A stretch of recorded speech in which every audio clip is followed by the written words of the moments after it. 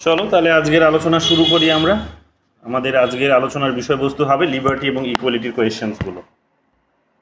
একটু ধীরে ধীরে করতে হবে এগুলো, তার কারণ এই প্রশ্নগুলো খুব গুরুত্বপূর্ণ এবং একাধিক প্রশ্ন যেহেতু এই টপিকটা থেকে আসে এবং কঠিন, এতটা সহজ নয়, আমি বারবার বলছি কঠিন।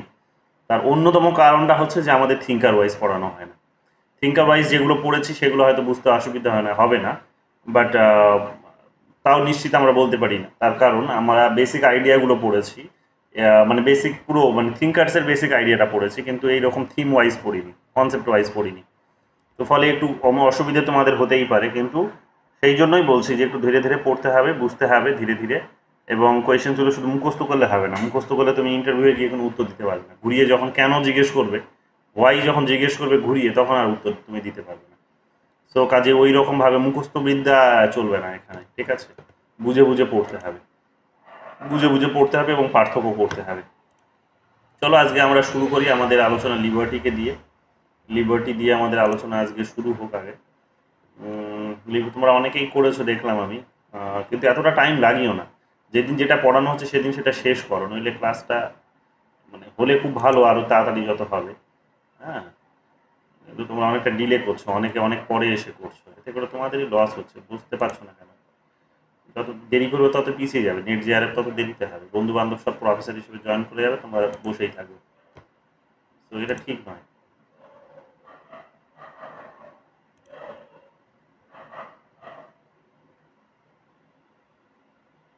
নেটটা সন্ধ্যাবেলা করে এত স্লো থাকে যে আর কি বলবো।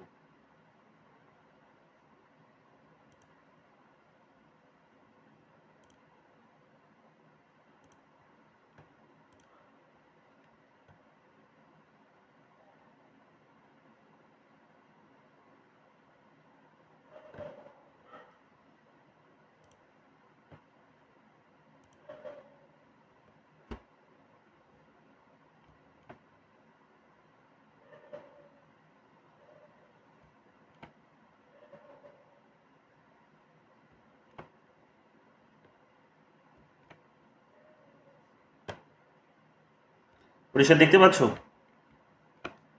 নাকি আরো জুম করার প্রয়োজন আছে? অনেক জুম হয়ে গেছে। এটা ঠিক আছে, এটা ঠিক আছে মোটামুটি। এখানে দেখো প্রথম প্রশ্ন কি বলেছে, এটা ইকুয়ালিটির কোয়েশ্চেন্স, বিহার পিজিটিতে 2023 সালে এসেছে। গুরুত্বপূর্ণ একটা প্রশ্ন, ভালো করে ধ্যান দাও কি বলছে। এখানে বলেছে যে who said the god who gave us life gave us the liberty at the same time. যে কে বলেছিলেন যে গড যিনি আমাদেরকে জীবন দিয়েছেন তিনি আমাদেরকে জীবন দেওয়ার সঙ্গে সঙ্গে একই সঙ্গে আমাদেরকে স্বাধীনতাও দিয়েছেন। তো শব্দটা শুনে বুঝতেই পারছো ডিভাইন থিওরির দিকে নির্দেশ করছে, ডিভাইন থিওরি ঐশ্বরিক তত্ত্বের দিকে এটাকে নির্দেশ করছে। কি বলেছে এখানে, জেফারসন হবে সঠিক উত্তর। জেফারসন সম্পর্কে তোমাদের এর আগের দিন বলছিলাম, থমাস জেফারসন। তিনি আমেরিকার যে যে স্বাধীনতা স্বাধীনতা ডিক্লারেশন অফ ইন্ডিপেন্ডেন্স, সেই ডিক্লারেশন অফ ইন্ডিপেন্ডেন্সে তিনি একজন বড় অথার ছিলেন এবং বড় ফিলোসফার ছিলেন। এটা আমরা দেখতে পাবো, ফাউন্ডিং ফাদারও বলা হয়। তো যাই হোক, এখানে আমরা কি দেখতে পাচ্ছি, তার কোড হচ্ছে এটা, এবং এখানে বলা হচ্ছে he included this statement sentiment in 1774 pamphlet titled A Summary View of the Rights of British America. A Summary View of the Rights of British America. কখন এটা? 1774-এ। টাইম পিরিয়ডটা খুব গুরুত্বপূর্ণ, ভালো করে দেখো। ব্রিটিশ আমেরিকা নামটা উচ্চারণ করেছে এক, আর অন্যদিকে টাইম পিরিয়ডটার দিকে নজর রাখো। 1776-এ ব্রিটিশরা, 1776-এ আমেরিকানরা, আমেরিকা সেখানে কিন্তু তাদের স্বাধীনতা আন্দোলন করে তারা স্বাধীনতা লাভ করলো, এটা আমরা দেখতে পাবো 1776-এ। তো যাই হোক, এখানে আমরা দেখতে পাচ্ছি কি যে এই সময়ের মধ্যে ব্রিটিশ আমেরিকাতে তাদের যে অধিকার, সেই অধিকারের একটা সামারি তিনি এখানে করেছিলেন। এবং এখানে কি বলেছিলেন দেখো, জেফারসন ওয়াজ আ কি figure in the American enlightenment and the principal author of the declaration of independence, and his writing often emphasizes the natural rights of individuals including life and liberty. ঠিক আছে, তো আমরা জন লকের যেটা আমরা পড়ে আসলাম, লাইফ, লিবার্টি এবং প্রপার্টি, তো তার মতো ইনিও কতগুলো ন্যাচারাল রাইটসের কথা বলেছিলেন, বিশেষ করে এখানে লাইফ এবং লিবার্টির কথা তিনি বলেছিলেন। তো ন্যাচারাল রাইটস হিসেবে এগুলোকে কনসিডার করেছিলেন। তো এবং স্বাধীনতাকেও, ইনক্লুডিং স্বাধীনতা। তো তিনি লক যেই সমস্ত স্বাধীনতার কথা বলেছিলেন, ইনিও সেই স্বাধীনতার কথাগুলোই বলেছিলেন। তিনি এখানে এগুলোকে ন্যাচারাল রাইট হিসেবে দেখিয়েছিলেন এবং বলেছিলেন এগুলো মানুষ জন্মগ্রহণ করার সঙ্গে সঙ্গে ভগবান যেমন মানুষকে জীবন দিয়েছে সেই রকম তার স্বাধীনতাও দিয়েছে, সেই স্বাধীনতা তার উপভোগ করার সম্পূর্ণ স্বাধীনতা আছে। এবং আরও দুটো লাইফ এবং লিবার্টির কথা বলেছেন। তো যেগুলো লক বলেছিলেন সেই একই আইডিয়া কিন্তু জেফারসনও দিয়েছিলেন। ভালো করে এগুলো নোট করে নাও, এগুলো খুব গুরুত্বপূর্ণ প্রশ্ন, খুব ভালো করে এগুলো নোট করে নাও, ঠিক আছে। সেকেন্ড কোয়েশ্চেন দেখো, সেকেন্ড কোয়েশ্চেন কি বলেছে? সেকেন্ড কোয়েশ্চেন বলেছে which one of the following is the best safeguard of liberty. Which one of the following is the best safeguard of liberty.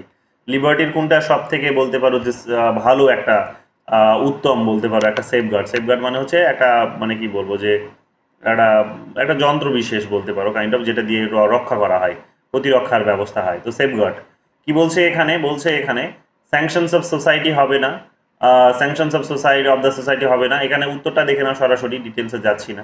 Independent judiciary বলছে। Which one of the following is the best safeguard of liberty. লিবার্টির সব থেকে ভালো বলা যেতে পারে বা উত্তম যেটা হচ্ছে রক্ষক, উত্তম রক্ষক হচ্ছে এখানে কিন্তু ইন্ডিপেন্ডেন্ট জুডিশিয়ারি।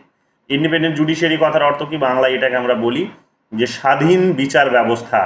স্বাধীন বিচার ব্যবস্থা, ইন্ডিপেন্ডেন্ট জুডিশিয়ারি কেন লিবার্টির সব থেকে বড় রক্ষক তার এখানে আর্গুমেন্টগুলো আমি দিয়েছি 1 2 3 4 করে।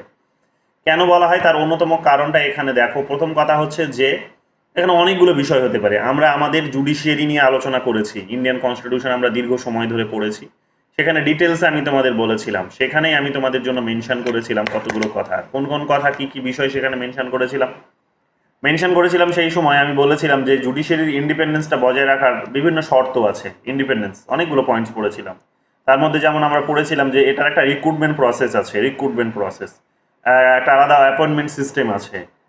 সেখানে আমরা দেখতে পাবো তাদের একটা কঠিন পরীক্ষা হয়, তাদের আমরা দেখতে পাবো যে তাদের নিজেদের অ্যাপয়েন্টমেন্টটা নিজেরাই করে, যেটা কলেজিয়াম সিস্টেম বলা হচ্ছে। তারা চেকস অ্যান্ড ব্যালেন্সটা বজায় রাখতে পারে। তাদের অ্যাপয়েন্টমেন্টটা যদিও সেখানে রাষ্ট্রপতি সেখানে সম্মতি দেন, কিন্তু নিজেরাই সেটাকে ইয়ে করেন, সমস্ত কিছুকে নির্দেশ করেন। তাদের নিজেদের অফিসের যে যে তাদের নিজেদের অফিসের যে এমপ্লয়ি যারা আছে, আরও নন যারা নন কি বলবো জাজ যারা আছেন, স্টাফ যারা আছেন, তাদের অ্যাপয়েন্টমেন্টগুলো কিন্তু বা রিক্রুটমেন্টগুলো এনারাই করেন, মানে ওই কোর্টের অ্যাডমিনিস্ট্রেশন দ্বারাই সেটা করা হয়। অন্য কোনো থার্ড পার্টির ইন্টারফেয়ারেন্স সেখানে থাকে না।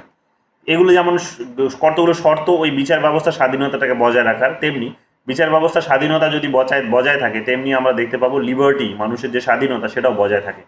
কি বলছে এখানে? চেকস অ্যান্ড ব্যালেন্সের কথা বলছে। চেকস অ্যান্ড ব্যালেন্স বলতে বেসিক্যালি যেটা আমরা যে অর্থে এটাকে ব্যবহার করে থাকি, যে কনটেক্সটে ব্যবহার করে থাকি, সেই কনটেক্সটটা হচ্ছে এটা যে যদি লেজিসলেচার এবং যদি এক্সিকিউটিভের মধ্যে কোনো কন্ট্রাডিকশনস তৈরি হয় লেজিসলেচার এবং এক্সিকিউটিভের মধ্যে, তাহলে সেই লেজিসলেচার এবং এক্সিকিউটিভের মধ্যে একটা ব্যালেন্স করার চেষ্টা করেন, বা ওদের উপর একটা চেক করারও কাজটা করেন, অর্থাৎ এদের উপরে এক প্রকার মনিটরিং করা বলতে পারো, এবং এদের কাজে একটা ডিসপিউট তৈরি হলে সেটার মধ্যে ব্যালেন্স ক্রিয়েট করা, ওটাকে এখানে বলা হচ্ছে। দেখো কি বলছে, an independent judiciary serve as a check on the other branches of government. Other branches বলতে এক্সিকিউটিভ এবং লেজিসলেচারের কথা বলা হচ্ছে।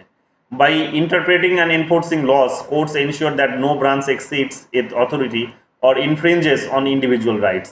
যে কোনো ব্রাঞ্চই যাতে তার নিজস্ব অধিকারের যে তার যে এখতিয়ার, সেই এখতিয়ারকে যেন সে এখানে ছাড়িয়ে না চলে যায়, এবং সেইভাবে এবং তাতে করে যাতে ইন্ডিভিজুয়াল রাইটসটা বজায় থাকে সেটা কিন্তু সে নিশ্চিত করার চেষ্টা করে। অর্থাৎ কোনো একটা পার্টিকুলার ব্রাঞ্চ, এই ব্রাঞ্চটা যদি মানে একটা 3টে ব্রাঞ্চ আছে আমাদের গভর্নমেন্টের, এক্সিকিউটিভ, লেজিসলেচার এবং জুডিশিয়ারি। তো এখানে এক্সিকিউটিভ এবং লেজিসলেচারের কথা বলা হচ্ছে। তো কোনো একটা পার্টিকুলার ব্রাঞ্চ যদি অত্যধিক পাওয়ারফুল হয়ে যায়, তাহলে সে কি করতে পারে না, ইন্ডিভিজুয়ালের রাইটসকে সে নষ্ট করতে পারে, লিবার্টিকে নষ্ট করতে পারে। তো সেই কারণেই এখানে তাকে চেকস অ্যান্ড দুটো এই ব্রাঞ্চের মধ্যে চেক এবং ব্যালেন্স, চেকস অ্যান্ড ব্যালেন্স যেটাকে বলা হয়, চেকস অ্যান্ড ব্যালেন্সের এই রেসপন্সিবিলিটিটা কিন্তু জুডিশিয়ারিকে দেওয়া হয়েছে। জুডিশিয়ারি এদের কাজের কিন্তু কি করবে, পরীক্ষা নিরীক্ষা করে দেখবে, এরা বিশ্লেষণ করে দেখবে, এটা আমরা দেখতে পাবো। তো যাই হোক, এগুলো তাদের উপরে এক প্রকার চেকস অ্যান্ড ব্যালেন্সটা থাকে, এটা খুব গুরুত্বপূর্ণ বিষয় আমরা দেখতে পাবো এটা। দ্বিতীয় বলছে প্রোটেকশনস অফ কনস্টিটিউশনাল রাইটস, যে সংবিধানে যে আমাদের যে অধিকারগুলো দেওয়া হয়েছে, শুধু আমাদের সংবিধানে নয়, বিশ্বের সব দেশেই প্রায় এখন তাদের লিখিত কতগুলো ফান্ডামেন্টাল রাইটস আছে।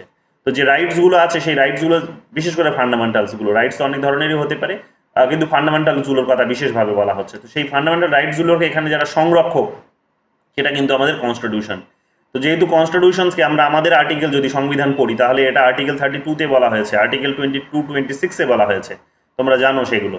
তো রিটসের কথা বলা হয়েছে, 5 ধরনের রিটস জারি করার কথা বলা হয়েছে, একাধিকবার পরীক্ষায় এসেছে, এগুলো তোমরা জানো। তো সেইগুলোর মধ্য দিয়ে কি করা হয় না, সেগুলোর মধ্য দিয়ে এখানে আমরা দেখতে পাবো যে জনগণের যে কনস্টিটিউশনাল যে রাইটস আছে সেই রাইটসগুলোকে সিকিউর করার কাজ করার মধ্য দিয়ে তাদের লিবার্টি, তাদের রাইটসগুলোকে এনজয় করা, তাদের যাতে ইন্ডিভিজুয়ালস এনজয় করতে পারে সেটা কিন্তু সে নিশ্চিত করে জুডিশিয়ারি, এটাও আমরা দেখতে পাবো। এবং সেখানে অনেকগুলো স্বাধীনতার কথা বলা হয়েছে। আমাদের কনস্টিটিউশনের দিকেই যদি তাকাও তাহলে সেখানে ফান্ডামেন্টাল রাইটসের মধ্যেই তোমরা তো 6 ধরনের তো রাইটস পাচ্ছই, কিন্তু স্বাধীনতার অধিকারটাও আবার একটা কিন্তু অধিকারের মধ্যেই পড়ছে, এবং তার আন্ডারে আবার 6 ধরনের স্বাধীনতা আছে। আমরা জানি সেটাকে SEMRP দিয়ে আমরা শর্টে এটাকে মনে রাখার চেষ্টা করি। তোমাদের ফর্মুলাটা বলেছিলাম SEMRP।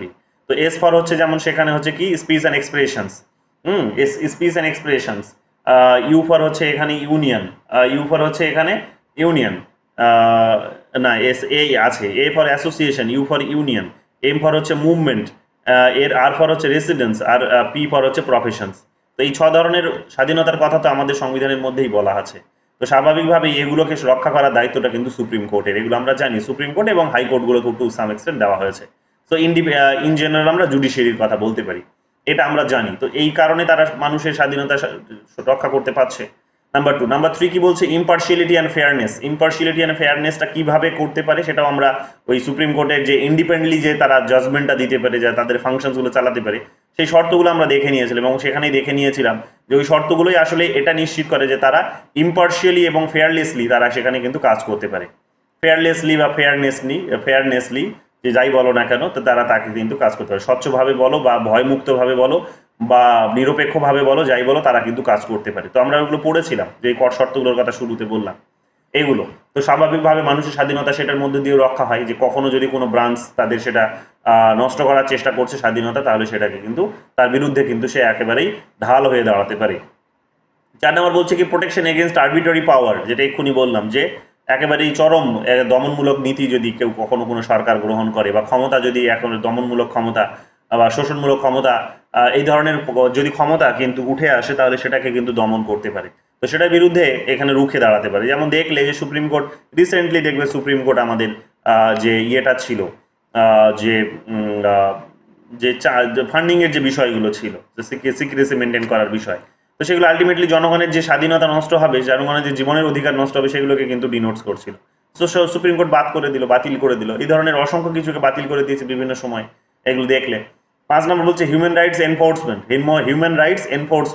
হিউম্যান রাইটস এনফোর্সমেন্টের কথা এক্ষুনি বলে গেলাম। ইকোনমিক ফ্রিডম অ্যান্ড স্টেবিলিটি, যে মানুষের স্বাধীনতা যাতে বজায় থাকে সেটাও তারা কিন্তু নিশ্চিত করে, এবং অর্থনৈতিক স্বাধীনতা বিশেষ করে। প্রিভেনশনস অফ কারাপশন, যে এই সমস্ত বিষয়গুলোর উপরেও তারা কিন্তু জাজমেন্ট দেয় বা তারা কাজ করে। দুর্নীতিমুক্ত দেশ গড়ার জন্য তারা বিশেষ গুরুত্বপূর্ণ ভূমিকা পালন করে।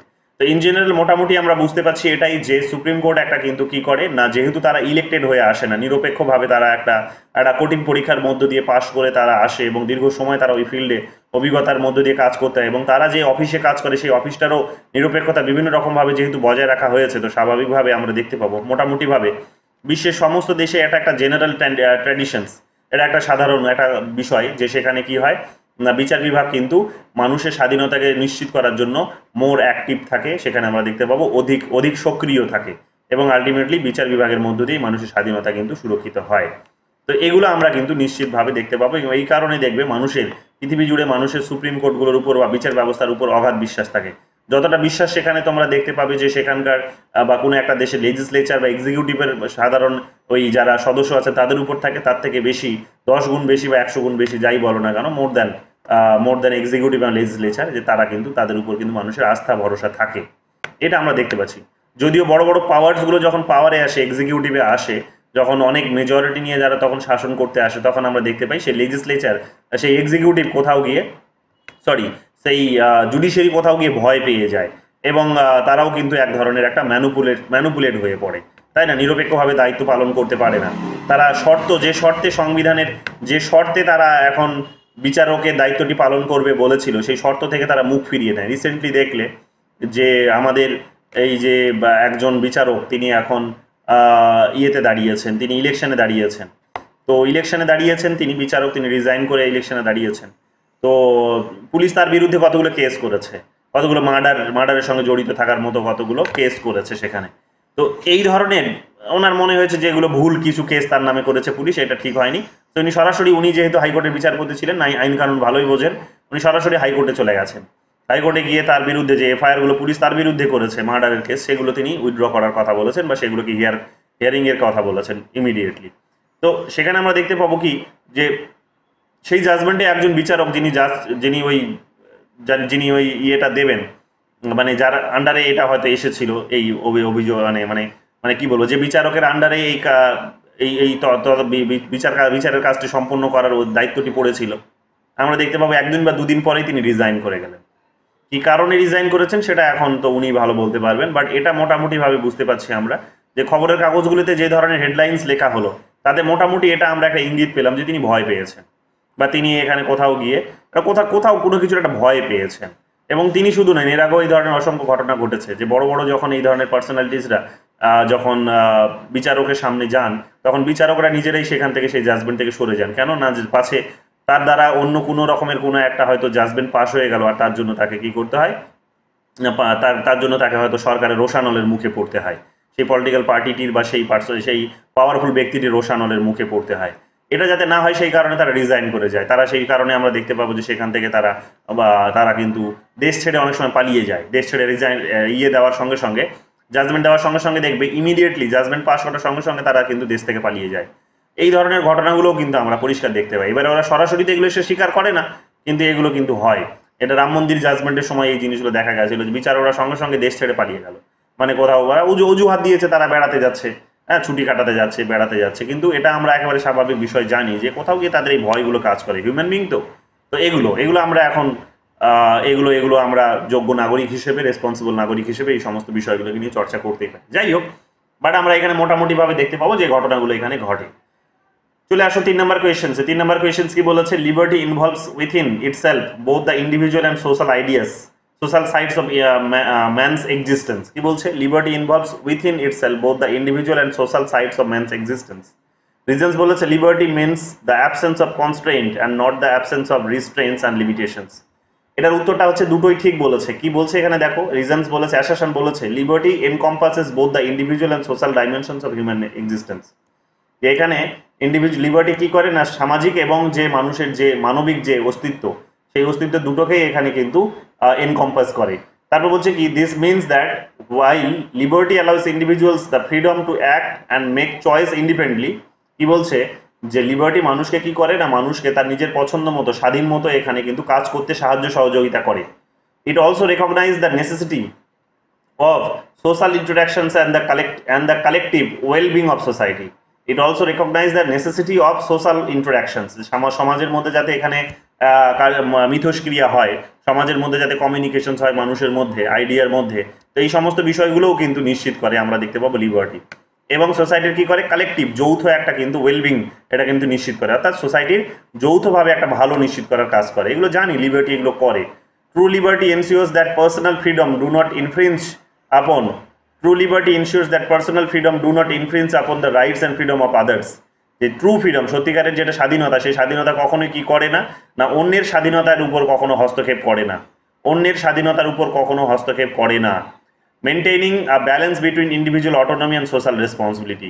সামাজিক যে দায়বদ্ধতা আছে মানুষের এবং তার নিজের যে স্বাধীনতা আছে ইন্ডিভিজুয়ালের, অর্থাৎ ইন্ডিভিজুয়াল নিজের স্বাধীনতা এবং তার যে সমাজের প্রতি দায়বদ্ধতা আছে, এটার প্রতি একটা ব্যালেন্স করার চেষ্টা করে, যেটা হচ্ছে ট্রু লিবার্টির একটা কনসেপ্ট। এখানে কি বলছে, liberty involves within itself both the individual and social sides of man's existence. যে হ্যাঁ, লিবার্টি ইন্ডিভিজুয়ালসের দিকটাও দেখে, লিবার্টি এখানে কিন্তু সামাজিক যে দিক মানুষের সেটাও দেখে। অর্থাৎ লিবার্টির মধ্যে দুটো কনসেপ্টই আমরা খুঁজে পাবো, যে লিবার্টি মানুষের ইন্ডিভিজুয়ালসকে তার ডেভেলপমেন্টও ঘটাতে পারে, আবার সমাজেরও কিন্তু যে প্রতি তার যে ইন্ডিভিজুয়ালের যে রেসপন্সিবিলিটি আছে সেগুলোকেও কিন্তু প্রমোট করার কাজটা করে।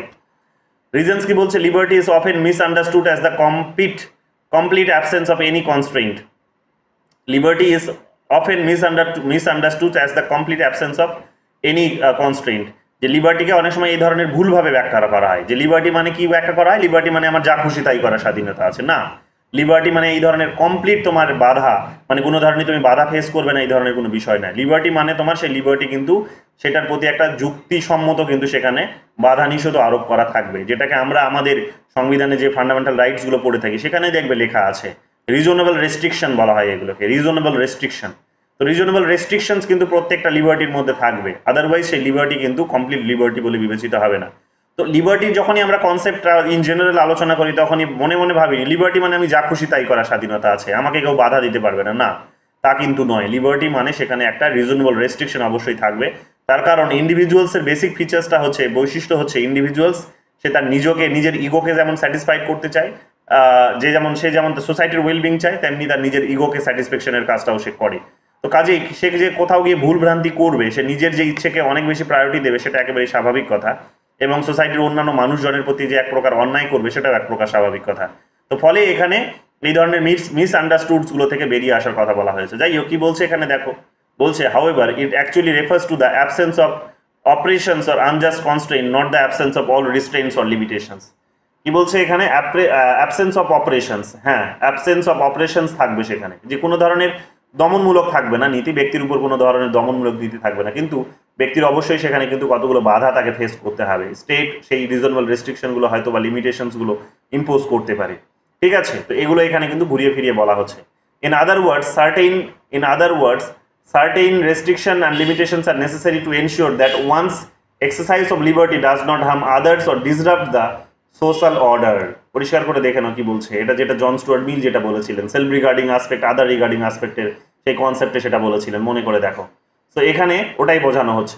ফর এক্সাম্পলস কি বলছে, laws against theft or violence আর restrain that protect the liberty or all individuals within society.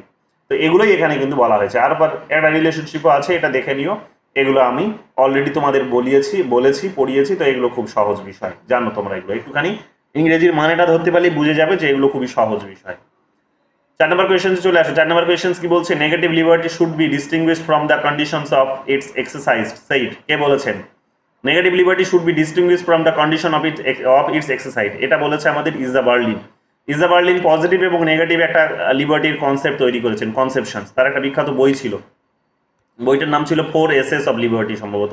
কোথায় গেল, এখানে লেখা আছে sort of 4 essays on freedom, 2 concepts of liberty। হ্যাঁ, 4 Essays of Freedom। তো এটা একটু দেখে নিও, ওখানে নিচের দিকে লিখে রেখেছি আমি, আছে কোথাও দেখবে। তো এখানে আমরা 2 Essays on Liberty, এই তার একটা এসে ছিল, আর বইটার নাম অন্য কিছু ছিল যেটা 4 দিয়ে শুরু হচ্ছে। তো 2 and 4, এটাকে 2টা ছিল এসে, 4টা ছিল তার বই, তাই তো? 4 essays on freedom R 2 concepts of liberty। আচ্ছা, তো দেখে নিও, নিচে পাবে, আমি গুলিয়ে ফেলি। তো এখানে নিচে লিখে দিয়েছি আমি। তো এখানে তোমরা দেখবে যে এই জায়গাটাতে এখানে কি বলা হয়েছে, এখানে এই জায়গাটাতে বলা হয়েছে, দেখো এই যে এই জায়গাটাতে নেগেটিভ পজিটিভ লিবার্টির জায়গাটা দেখো, পুরোটাই দেখো না, আমি একটু ডিটেলসে বলি, তার কারণ এটা বারবার এই কোয়েশ্চেনটা মানে ইজা বার্লিন থেকে প্রচুর প্রশ্ন জিজ্ঞেস করেছে। ইজা Berlin, a prominent philosopher, made a significant distinction between 2 concepts of liberty. Negative liberty, sir আমি ভুল বলেছি, এটা 4 essays on liberty। আচ্ছা, নিচে পাবে, আমি লিখে রেখেছি, হ্যাঁ পাবে, নিচে দেখো কি বলছে এখানে দেখো, ইজা Berlin, a prominent philosopher, made a significant distinction between 2 concepts of liberty। যে তিনি স্বাধীনতার দুটো ধারণার মধ্যে এখানে কি করেছিলেন না, ডিস্টিংশন করেছিলেন, পার্থক্য তৈরি করেছিলেন।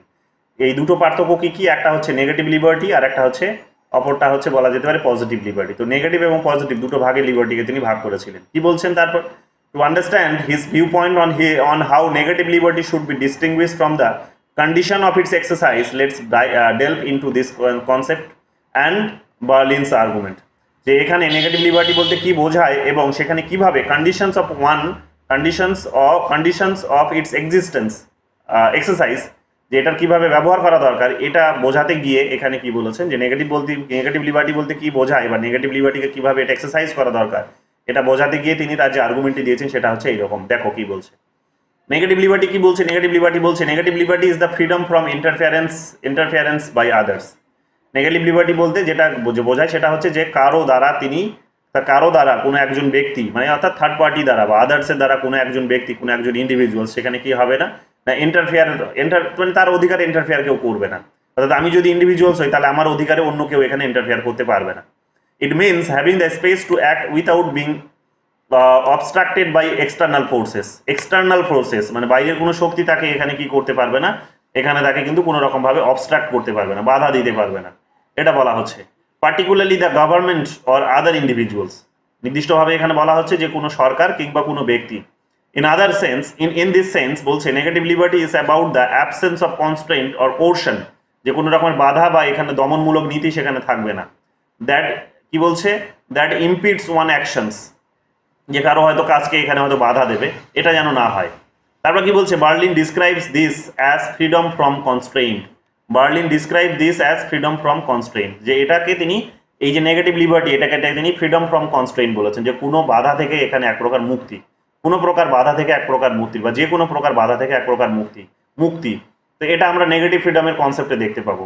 এবার এটার সঙ্গে এটার প্র্যাকটিসটা বা এক্সারসাইজটা কিভাবে হয়, এর শর্তগুলো কি নেগেটিভ লিবার্টি প্র্যাকটিস করার শর্তগুলো এখানে বলে দিয়েছে, বলতে পারো। দেখো এখানে কি বলছে, the condition of its exercise refers to a necessary circumstances or resources, যে কতগুলো এখানে পরিস্থিতি বা কতগুলো রিসোর্সের বিষয়ের কথা বলা হয়েছে, সম্পদের কথা, বা এখানে কতগুলো বিষয়ের কথা, যে সেটার উপর ডিপেন্ড করছে যে নেগেটিভ লিবার্টি প্র্যাকটিস করতে মানুষ পারবে কি পারবে না। That enables an individuals to make use of their freedom, যে একজন মানুষ তার স্বাধীনতা ব্যবহার করতে পারবে বা স্বাধীনতা এনজয় করতে পারবে কি পারবে না, সেটা কতগুলো শর্তের উপর বা পরিস্থিতির উপর নির্ভর করছে, কতগুলো রিসোর্সের উপরে নির্ভর করছে। কি These conditions could be include educations, economic means, social infrastructure, and other factors that empower an individual to effectively exercise their ability. যে এখানে সে নেগেটিভ লিবার্টি, এই যে কেউ তার কাজে হস্তক্ষেপ করবে না, সে নিজের মতো করে জীবনযাপন করবে এবং সেও অন্যের কাজে হস্তক্ষেপ করবে না, এই ধরনের একটা শর্ত তখনই সে এখানে এনজয় করতে পারে, বা এই ধরনের একটা স্বাধীনতার একটা সিচুয়েশন সে তখনই প্র্যাকটিস করতে পারে যখন তার কাছে এনাফ এডুকেশন থাকবে, তার কাছে যখন এনাফ এখানে বা পর্যাপ্ত পরিমাণে ইকোনমিক মিনস থাকবে, সোশ্যাল ইনফ্রাস্ট্রাকচারাল তার কাছে থাকবে, এই সমস্ত বিষয়গুলো, এবং সে কি করতে পারে, এবং আদার factors that empowers an individuals, যে একজন ব্যক্তিকে যে সমস্ত বিষয়গুলো শক্তিশালী করে, এম্পাওয়ার করে, পাওয়ারফুল করে বলতে পারো, সেই সমস্ত বিষয়গুলো তার কাছে এক্সেস থাকবে, যদি থাকে পর্যাপ্ত পরিমাণে, এফেক্টিভলি বলছে যদি থাকে, তবেই কেবলমাত্র গিয়ে সে তার নেগেটিভ লিবার্টিটাকে প্র্যাকটিস করতে পারে, আদারওয়াইজ পারবে না। সে সবসময় কি করবে, সে সবসময় অন্যের অধিকারে কিন্তু হস্তক্ষেপ করবে, অন্যের অধিকারে হস্তক্ষেপ করবে, একে অপরের অন্যের অধিকারে হস্তক্ষেপ করবে। একজন মানুষ যদি প্রপারলি এডুকেটেড না হয়, একজন মানুষ প্রপার যদি এডুকেটেড না হয়, তাহলে সে কি করে বুঝবে যে আমি এখানে পড়াচ্ছি আর পাশের বাড়িতে ধরো গান বাজাচ্ছে, তাহলে যে মানুষটা গান বাজাচ্ছে সে যদি অশিক্ষিত হয়, কি করে বুঝবে যে আমার ডিস্টার্ব হচ্ছে সেটাতে? তো সে নিজের স্বাধীনতাটা শুধু বুঝলো, কিন্তু আমার স্বাধীনতা সম্পর্কে তার কোনো সচেতনতা নেই। তো এই সমস্যাগুলো তাকে কিন্তু ফেস করতে হবে। তো এই কারণে বলা হচ্ছে এখানে যে এগুলো কিন্তু তার জন্য দরকার, এগুলো অমর্ত্য সেনও পরবর্তীকালে ক্যাপাবিলিটি অ্যাপ্রোচের যে কনসেপ্ট দিয়েছে দেখতে পাবে, সেখানেও এই সমস্ত বিষয়গুলো পাবে। তো এখানেও আমরা দেখতে পাচ্ছি কি যে একজন প্রপার এডুকেশনস, প্রপার তার এখানে পর্যাপ্ত পরিমাণে তার ইকোনমিক মিনস, সোশ্যাল ইনফ্রাস্ট্রাকচার এবং আরও যে সমস্ত বিষয়গুলো একজন ইন্ডিভিজুয়ালসকে সত্যিকারে তার লিবার্টিকে এনজয় করতে সাহায্য করে এবং অন্যের অধিকারকে হস্তক্ষেপ করতে বাধা দেয়, সেই সমস্ত সিস্টেমগুলো বা সার্কামস্ট্যান্সেস বা শর্তগুলো আগে পূরণ করাতে হবে তাকে দিয়ে। তো সে যদি এই সমস্ত একটা এনভায়রনমেন্ট বা এই ধরনের অপরচুনিটিস যদি পায়, তাহলে সে নিশ্চিতভাবে এটা হতে পারে যে সে অন্যের অধিকারে গিয়ে হস্তক্ষেপ করবে না। যেমন ধরে নাও, আমি আমার বাড়িতে বসে পড়াচ্ছি, আমি আমার বাড়িতে একাই জীবনযাপন করছি বা ফ্যামিলি নিয়ে থাকছি, বাট আমি পাশের বাড়িতে কি হচ্ছে খোঁজ রাখি না, মানে আমি নেগেটিভলি বলছি না, পজিটিভলি বলছি, যে আমি খোঁজ রাখি না, খোঁজ রাখার প্রয়োজন পড়ে না, তার কারণ সেটা ওরা অনধিকার চর্চা হিসেবে নইলে নেবে। এবার আমি এটা করি না, তার কারণ আমি পর্যাপ্ত পরিমাণে শিক্ষিত, আমার সেই সচেতনতা আছে, জ্ঞান আছে বলে আমি কিন্তু আমার মতো করে জীবনযাপন করছি, এবং আমার জীবনযাপন, আমার লিভিং স্ট্যান্ডার্ড, আমার স্বাধীনতা কিন্তু ওদের অধিকারে, ওদের স্বাধীনতা হস্তক্ষেপ করছে না। তো এটা তখনই সম্ভব হচ্ছে যখন আমার কাছে এই ধরনের মিনসগুলো আছে, আদারওয়াইজ এটা সম্ভব নয়।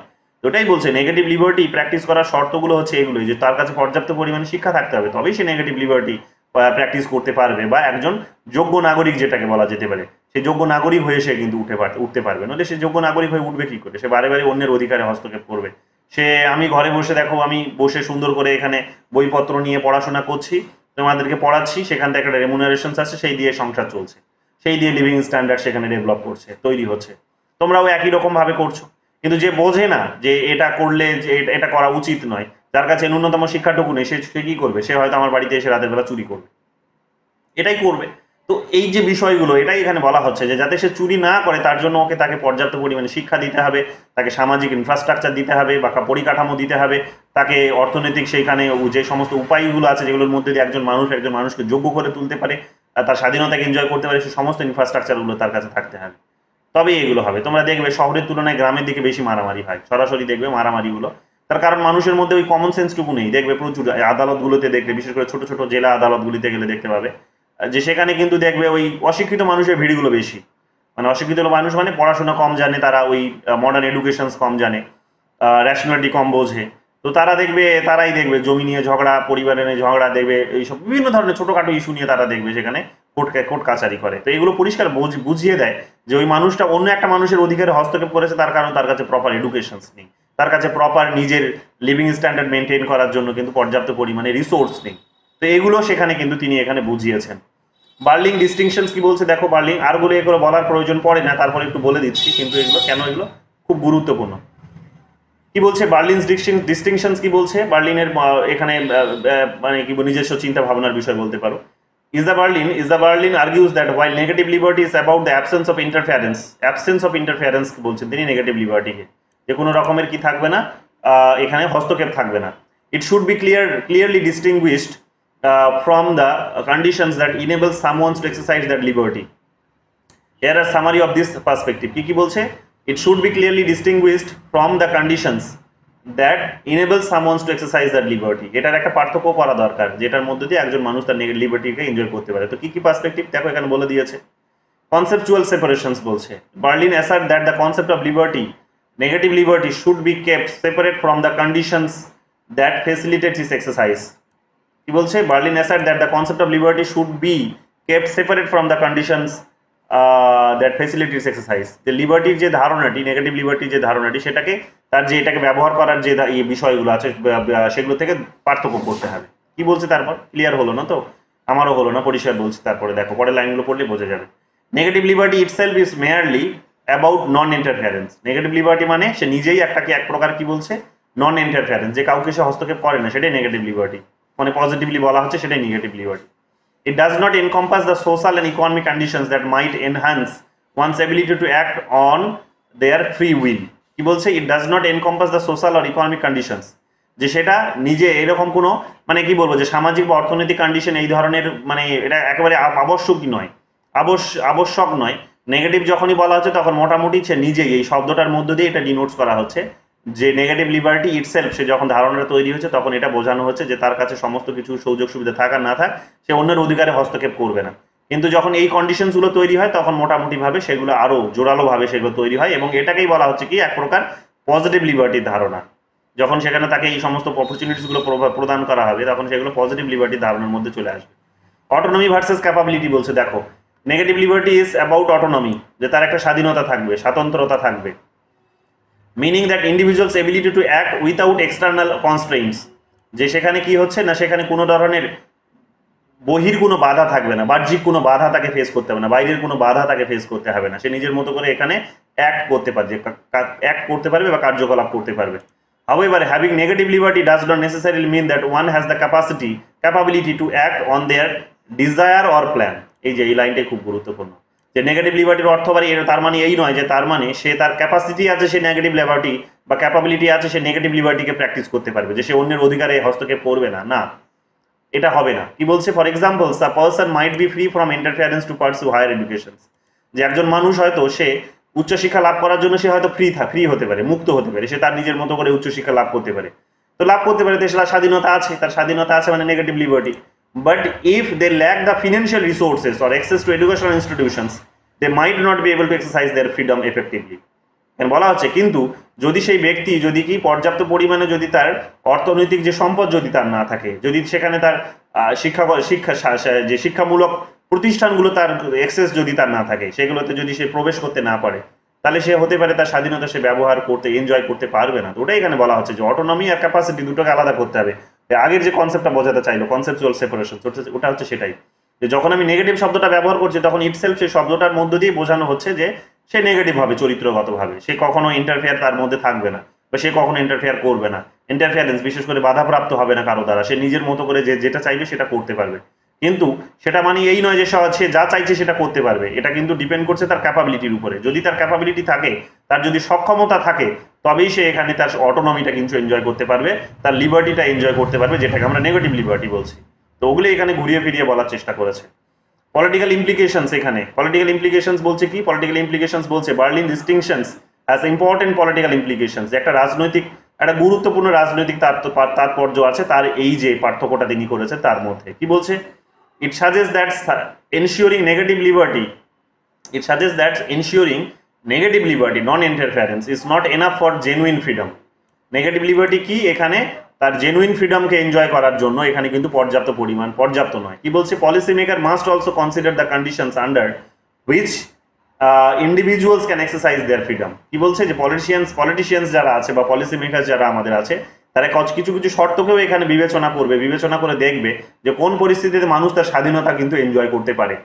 This can lead to debates on the role of the states in providing resources and opportunities to ensure that people can actually utilize their negative liberty. কি বলা হচ্ছে যে এটা একটা ডিবেটের জায়গা তৈরি করে দিয়েছে, যে পলিসি মেকার্সরা যখন পলিসি তৈরি করে তখন এটা আসলে তারা বোঝার চেষ্টা করেন যে মানুষ তার নেগেটিভ লিবার্টিটা ঠিক এক্স্যাক্ট কিভাবে সে এনজয় করতে পারবে। এটা নিয়ে তাদের পর্যাপ্ত পরিমাণে তাদের কিন্তু মধ্যে ডিবেটস দেখা যায় না, বাট এটা একটা ডিবেটেরও বিষয়, মানে একাডেমিক্সে আমাদের ডিবেটসের বিষয়, যে আমরা এটা চর্চা করি, যে এই কারণে কি বলা হয় না, রিসোর্স অ্যালোকেশনসের কথা বলা হয়, রিসোর্স ডিস্ট্রিবিউশনসের কথা বলা হয়, এখানে ওয়েলফেয়ারিজমের কথা বলা হয়। তো এই সমস্ত কথাগুলো যখন বলা হচ্ছে তখন আমরা দেখতে পাবো সেটা কিন্তু এক প্রকার এই স্টেটের ইন্টারফেয়ারেন্সও বটে। স্টেট তখন কি করছে, মানুষ যাতে তার নিজেদের নেগেটিভ লিবার্টিকে প্র্যাকটিস করতে পারে সেই কারণে কি করছে না, সেই শর্তগুলো কন্ডিশনসগুলো তখন ফুলফিল করানোর কিন্তু দায়িত্বটা পালন করছে। এগুলো কিন্তু আমরা এখানে দেখতে পাবো। তো ওই কথাগুলোই এখানে ঘুরিয়ে ফিরিয়ে সুন্দর করে বলা হয়েছে, এগুলো কিন্তু ভালো করে একটু দেখে নিও, এগুলো কিন্তু খুব গুরুত্বপূর্ণ বিষয়। এই লিবার্টির এই দেখবে ইজা বার্লিনের একটা প্রশ্ন হলো, তো একাধিক প্রশ্ন ইজা বার্লিন থেকে জিজ্ঞেস করেছে, এবং এই প্রশ্নগুলো তোমরা দেখবে এই জম্মু কাশ্মীরে দিয়েছে, দিল্লিতে দিয়েছে, জেএনইউতে দিয়েছে, এই সমস্ত পরীক্ষায় বেশি দিয়েছে। ঠিক আছে, এগুলো নেটেও অনেকগুলো এসেছে, নেটের কোয়েশ্চেনগুলো এখন এখানে তোমরা পাওনি, পরে পাবে। আপাতত যতগুলো পেয়েছো এগুলোই করো। স্বাধীনতাকে ইতিবাচক অর্থে গ্রহণ করেছেন, কে বলছে স্বাধীনতাকে ইতিবাচক অর্থে গ্রহণ করেছেন? এটা দেখতে পাচ্ছ এসএলএসটিতে এবার এসেছে। তো স্বাধীনতাকে ইতিবাচক অর্থে গ্রহণ করেছে, এটা সঠিক উত্তর তারা ল্যান্ডই দিয়েছে। বেনথাম তো হবে না, বেনথাম জানো তোমরা যে ইন্ডিভিজুয়ালসকে প্রচুর প্রায়োরিটি দিয়েছিলেন, তিনি প্রচন্ড পরিমাণে ইন্ডিভিজুয়ালসকে প্রায়োরিটি দিয়েছিলেন, তিনি সোসাইটির তো কথাই শুনতে চাননি, স্টেটের ইন্টারফেয়ারেন্সে তো তিনি একেবারে বিপক্ষে ছিলেন। তো এগুলো তো আমরা যাবো, এগুলো আমরা জানবই, এগুলো আমরা জানি। যদিও পরবর্তীকালে তিনি একটা লিখেছিলেন, বেনথাম একটা আইডিয়া লিখে দিয়েছিলেন, আইডিয়াটা হচ্ছে সার্ভিলেন্সের আইডিয়া, যেটাকে কি বলা হয়, যেটা পরবর্তীকালে তোমরা জানো যে ওই সার্ভিলেন্সের আইডিয়াটা দিয়েছিলেন, নামটা বলছি আমি, পোস্ট মডার্ন থিঙ্কার্স দিয়েছিলেন। ঠিক আছে, আমি আসছি, ফুকো দিয়েছে, ফুকোর সার্ভিলেন্সের একটা আইডিয়া ছিল না, যে জেলের মধ্যে থেকে তোমাদের একদম ছবি দেখিয়েছিলেন, প্যানঅপটিকন মডেল দিয়েছিলেন। তো বেনথাম এই মডেলটা দিয়েছিলেন, এটা ভালো করে মাথায় রাখবেন। ওগুলো আসবো, ওগুলো পরে, ওগুলো সব পড়িয়েছি সেই সময়, তোমরা জানো, ছবি টবি দেখিয়েছি, একটু রিকল করে নিয়ে তাহলেই হবে। তো এটা তো আমরা নেগেটিভ লিবার্টি দেখবই আমরা। বলো ইতিবাচক মানে কি? পজিটিভ, ইতিবাচক মানে হচ্ছে পজিটিভ। ঠিক আছে, ওটা ল্যান্ডই হয়ে আছে, ওটা ল্যাস্কি হবে না? আমারও তাই মনে হচ্ছে, এটা ল্যান্ডই বলে তো কাউকে আমি পাইনি, ল্যান্ডি বলে তো কেউ নেই, ল্যান্ডই বলে কেউ নেই, আমিও তাই জানি। আমি ইংলিশটা ওই জন্য দেখতে চাইছিলাম, এটা ল্যাস্কি হবে, আমি দিয়েছি অবশ্য নিচে, তো আমি তোমাদের শেষের দিকে বলতাম, দেখো বলছি, এটা শুনে নাও। তো বেনথাম তো হবেই, স্পেন্সার হবে, হবস হবে, এরা হচ্ছে পজিটিভ লিবার্টি থিঙ্কার্স, হবসের নামটাও দিয়েছে এখানে, কিন্তু ভালো করে দেখো। তো হবস, স্পেন্সার এবং হচ্ছে বেনথাম, এরা না সরি নেগেটিভ। হবস হচ্ছে নেগেটিভ, স্পেন্সার নেগেটিভ, বেনথাম হচ্ছে কিন্তু নেগেটিভ। পজিটিভ হচ্ছে ল্যাস্কি। ঠিক আছে, পজিটিভ ল্যাস্কি কেন? তার কারণ হচ্ছে তিনি ওই রিসোর্স, তিনি বলেছিলেন এক প্রকার যে অর্থনৈতিক রিসোর্স না থাকলে মানুষের স্বাধীনতা প্রপার এনজয় করতে পারবে না, এই সমস্ত কথাগুলো বলেছিলেন। দেখো সাপোর্টার্স কারা কারা আছে নেগেটিভ লিবার্টির, আগে দেখে নাও। এখানে প্রশ্নটা দিয়েছে পজিটিভ, কিন্তু আগে নেগেটিভ দিয়ে শুরু করছি। নেগেটিভ লিবার্টি থিঙ্কার্স কারা কারা আছে দেখো, ফিলোসোফার্স, হবস আছে। নেগেটিভ লিবার্টির হবসের কিভাবে এখানে রিলেট করি, একটা কোয়েশ্চেন নিচের দিকে দিয়েছে, বললাম দিল্লি কিংবা জেএনইউ থেকে দিয়েছে দেখলাম বোধহয়। হবসকে কিভাবে রিলেট করি আমরা? হবসকে রিলেট করি এইভাবে, যে হবস প্রথমে বলেছিলেন যে প্রকৃতির রাজ্যে মানুষ স্বাধীন ছিল, তাদের জীবনযাপনের উপর কোনো বাধা ছিল না, যে যার যা খুশি, যার যা মন চাইতো সে সেটাই করতো। স্টেট অফ নেচারে মানুষ এই ধরনের স্বাধীনতা এনজয় করতো, কিন্তু সেই স্বাধীনতাটা তাদের আলটিমেটলি কি হয়েছে না, একে অপরকে সেখানে একে অপরের জীবনকে ছিনিমিনি খেলতে, বা একে অপরের জীবনকে সেখানে শর্ট করে দিয়েছে, বুটিশ, ন্যাস্টি, পুয়ার, এই সমস্ত করে দিয়েছে, তাই না? তো কিন্তু তিনি বলেছিলেন যে মানুষ সেখানে প্রচন্ড পরিমাণে স্বাধীনতা এনজয় করতো, কোনো ধরনের অথরিটি সেখানে ছিল না, কেউ তাকে বাধা দিতে পারতো না, মানুষ নিজের মতো করে সেখানে কি করতো না, স্বাধীনতা এনজয় করতো। কিন্তু এটাই তার আলটিমেটলি কি হলো না, একটা ক্ষতির কারণ হয়ে দাঁড়ালো, যে তারা একে অপরকে মেরে ফেলছে, একে অপরের প্রতি হিংসা পোষণ করছে, কোনো ধরনের অথরিটি যেহেতু সেখানে নেই। তো ওই সেন্সে তিনি এখানে কিন্তু বলেছিলেন যে নেগেটিভ লিবার্টি, মানুষের ওই লিবার্টিটা থাকা উচিত, মানে ওই ধরনেরই একটা অবস্থা থাকবে, এবং এই অবস্থাটা তাকে কে দিতে পারবে? এই অবস্থাটা একমাত্র তাকে, মানে ওই ধরনের একটা স্বাধীনতা তাকে দিতে পারবে, বাট একটা অথরিটি সিস্টেম তার মধ্যে তো অবশ্যই সেখানে থাকবে, যাতে মানুষ তাদের জীবনগুলো না কেড়ে নেয়। তো এই ধরনের তিনি পরবর্তীকালে সোভারেন্টির আইডিয়াটা দেওয়ার চেষ্টা করলেন, এটা আমরা দেখেছি। এবং তিনি বলেছিলেন পরবর্তীকালে যে স্টেটের মধ্যে থেকেই এখানে কি করতে হবে না, যদি এখানে সমস্ত মানে স্টেটের যে ল, বিশেষ করে রাজার যে আদেশ, সেই আদেশ যদি জনসাধারণ মেনে নেয়, তবেই সে তার নিজের স্বাধীনতা এনজয় করতে পারবে। এই আইডিয়াগুলো সেখানে তিনি দিয়েছিলেন। ঠিক আছে, তো শুরুর দিকে তিনি একবার এই আইডিয়াটা হচ্ছে শুরুর আইডিয়াটিকে লিঙ্ক করা হয় নেগেটিভ সেন্সে, যে তিনি সেখানে শুরুর দিকে নেগেটিভ লিবার্টিরই কথা বলেছিলেন, যে মানুষ নেগেটিভ লিবার্টির একটা এনজয় করে। জন লকের আমরা এটা পড়লাম যে তিনি বললেন যে মানুষ যেখানে তার এই যে 3 ধরনের যে রাইটস, লিবার্টি, ইকুয়ালিটি আর liberty, right to life, right to liberty এবং রাইট টু প্রপার্টি, 3টে অধিকারের উপর কোনো ধরনের হস্তক্ষেপ স্টেটে থাকবে না, ইন্টারফেয়ারেন্স থাকবে না কোনো ধরনের, এবং এই রাইটসগুলো ব্যক্তি নিজের কাছে রেখেছে এবং এটাকে সংরক্ষণ করাটা হচ্ছে এখানে স্টেটের দায়িত্ব, তাই না? তো এইরকমভাবে আমরা দেখতে পাবো যে তিনিও এখানে কোনো ধরনের ইন্টারফেয়ারেন্স চাইলেন না, তো এটাও তিনি নেগেটিভ লিবার্টি। জন স্টুয়ার্ট মিল আমরা দেখতে পাবো অন লিবার্টি গ্রন্থে তিনি তো বলেইছেন যে সেখানে মানুষের যে ব্যক্তিগত স্বাধীনতা, সেখানে কোনো ধরনের হস্তক্ষেপ থাকবে না, স্টেট কোনো ধরনের ইন্টারফেয়ার করতে পারবে না। যদিও তিনি ঘুরিয়ে আর একটাও কথা পরবর্তীকালে বলেছিলেন, সেটা পজিটিভ লিবার্টির সঙ্গে যায় আবার। তো যাই হোক, তিনি আমরা দেখতে পাবো লাস্ট ক্লাসিক্যাল থিঙ্কার্স ছিলেন যিনি এই অন লিবার্টি গ্রন্থে, যেটা প্রকাশিত হয়েছিল সম্ভবত 1859-এ, যদি ভুল না হয় আমি, 1859-এ প্রকাশিত হয়েছিল, সেই গ্রন্থে তিনি আইডিয়াগুলো দিয়েছিলেন। তারপরে এবং কোয়ালিটির কথা বলতে গিয়ে আলটিমেটলি তিনি নেগেটিভ লিবার্টির পক্ষেই কিন্তু এসে দাঁড়ালেন। কোয়ালিটির কথা বলতে গিয়ে মনে করে দেখো, যখন তিনি কোয়ালিটি এনশিওর করতে চাইলেন, যখন বেনথামকে ক্রিটিসাইজ করে, কোয়ান্টিটিকে ক্রিটিসাইজ করে যখন তিনি কোয়ালিটির পক্ষে দাঁড়ালেন, তখন আলটিমেটলি আমরা দেখতে পাবো যে তিনি সেই সমস্ত কোটিপতিদের পক্ষেই দাঁড়ালেন, অভিজাতদের পক্ষেই দাঁড়ালেন। তো স্বাভাবিকভাবে তিনিও নেগেটিভ লিবার্টিরই এক প্রকার সমর্থক, এটা আমরা ঘুরিয়ে তাকে এটা বলতে পারি। ফ্রেডরিক হায়েকের তো কিছুদিন আগেই পড়লাম আমরা, তার বইটার নাম পরীক্ষায় এবারে এসেছিল, খুব গুরুত্বপূর্ণ, দ্য রোড টু সার্ভডম, ভালো করে মনে রেখো।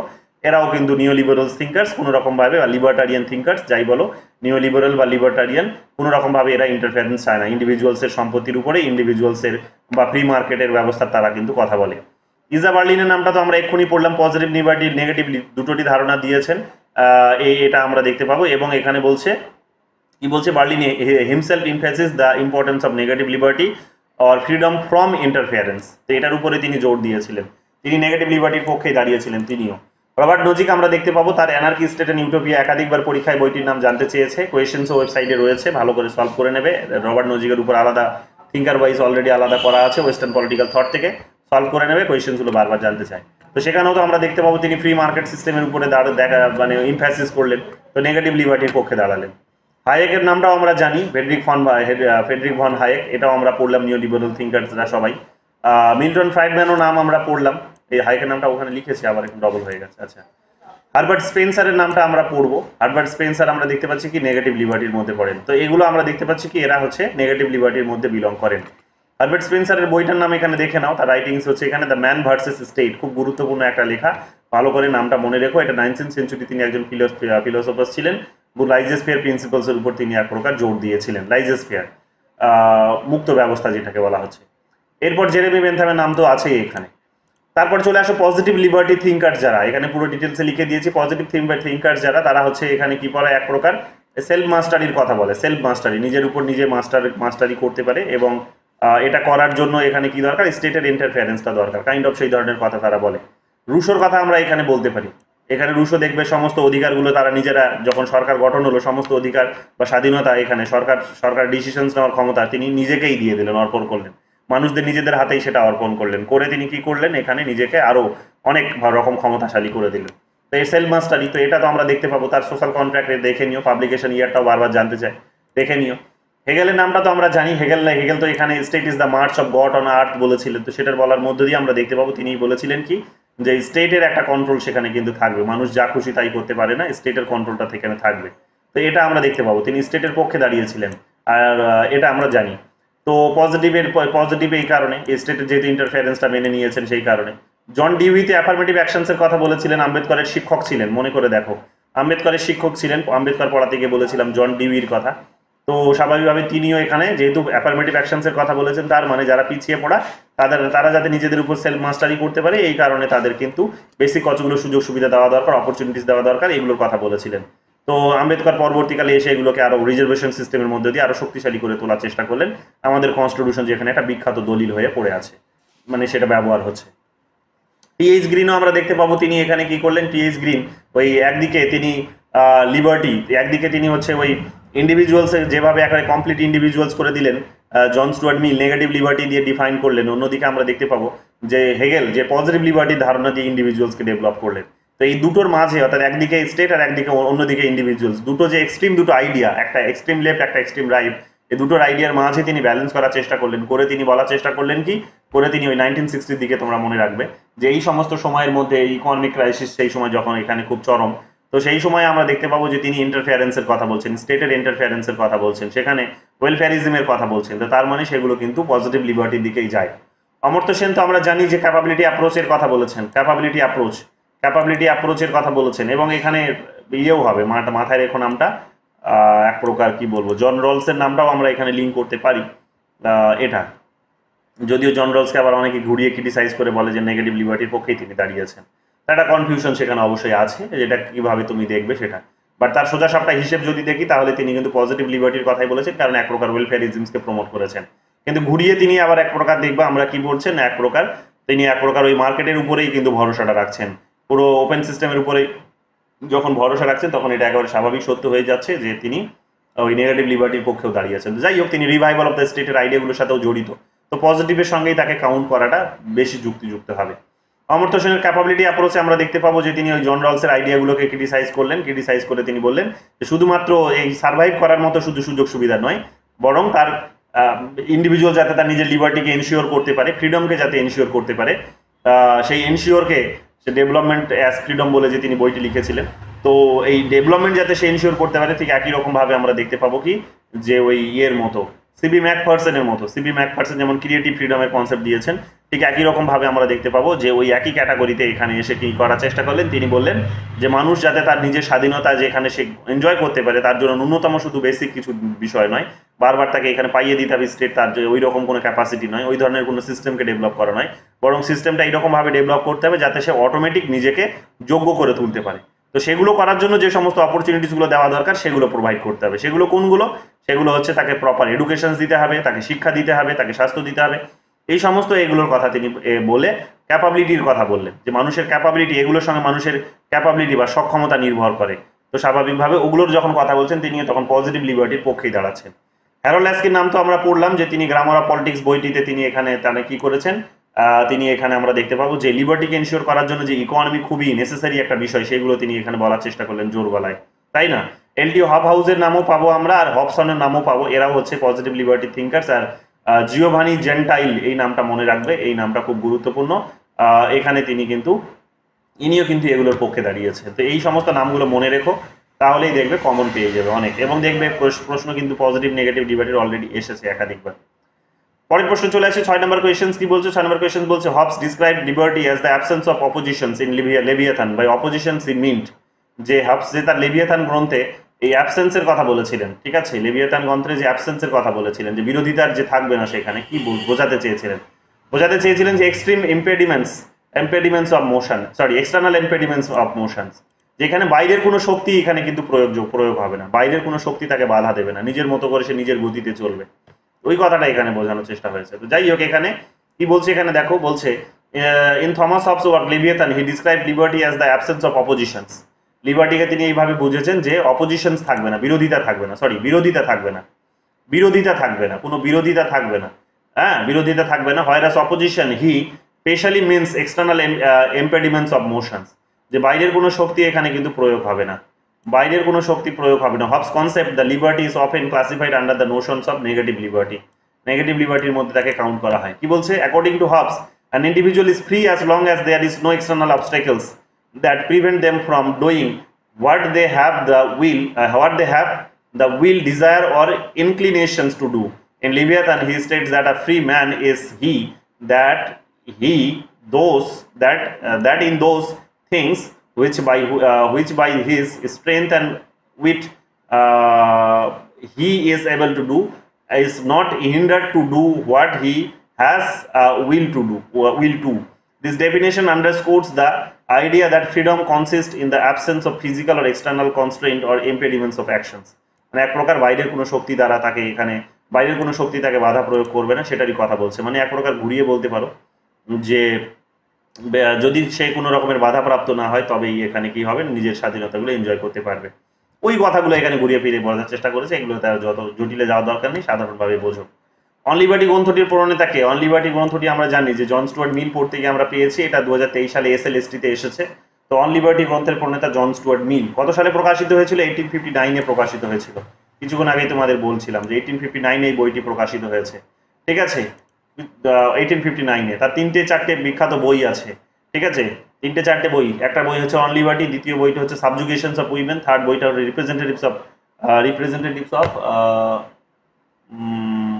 রিপ্রেজেন্টেটিভস একটা বইয়ের নাম আছে, কি একটু কেউ মনে করাও, রিপ্রেজেন্টেটিভস অফ দ্য গভর্নমেন্ট বোধ হয়, তাই না? কি বইটার নাম কি? জন স্টুয়ার্ট মিলের রিপ্রেজেন্টেটিভস অফ দ্য গভর্নমেন্ট, 1961-এ বোধ হয় সেই বইটা বেরিয়েছিল। তো দেখে নিও এই বইগুলোর নামগুলো ভালো করে দেখে নিও।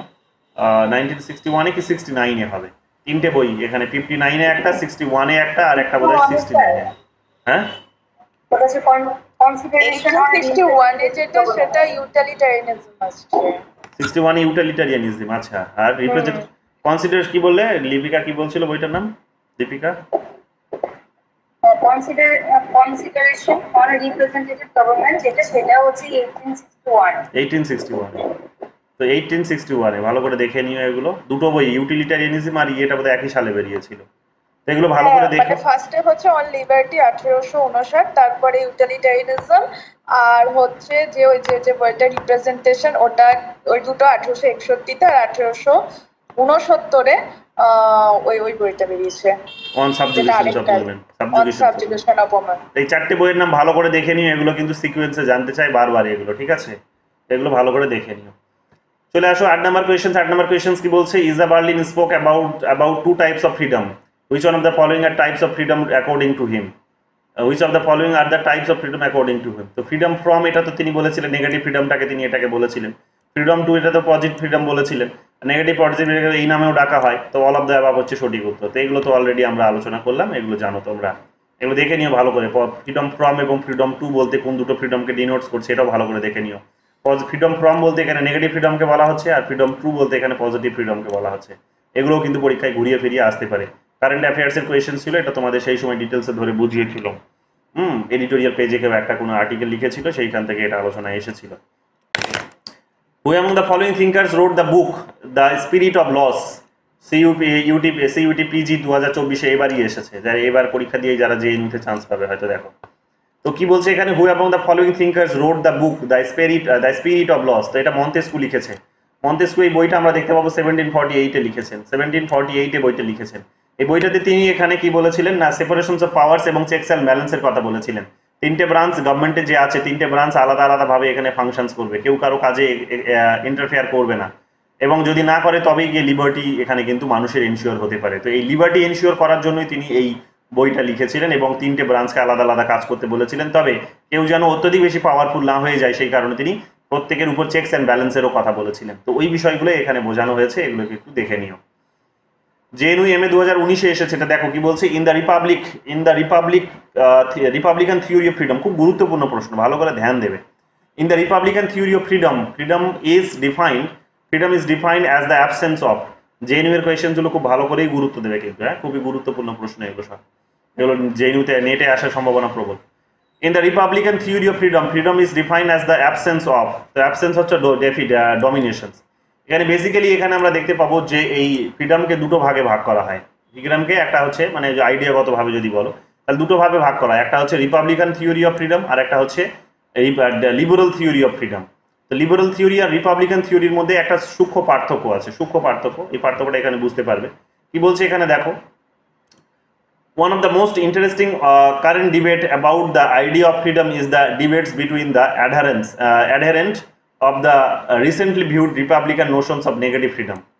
নেগেটিভ ফ্রিডমের ধারণাটা কিন্তু রিপাবলিকানরা দিয়েছে, আবার বাকি ধারণাটাও কিন্তু মানে ওই লিবারাল ধারণাটাও রিপাবলিকানরাই দিয়েছে। দেখো এখানে পাবে, সরি নেগেটিভ ধারণা ওটাই হবে, ওটাই আর কি। তো দেখো এখানে কি পাচ্ছ, কি বলছে, the adherence of the recently viewed republican notion of negative freedom, most notably Quentin Skinner and Philip পিটিট।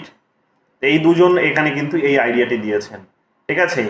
নাম দুটো কি, কুইন্টিন স্কিনার এবং ফিলিপ পিটিট। এটা হচ্ছে তারা নেগেটিভলি ফ্রিডমের ধারণাটি দিয়েছেন, রিপাবলিকান ভিউ যেটা।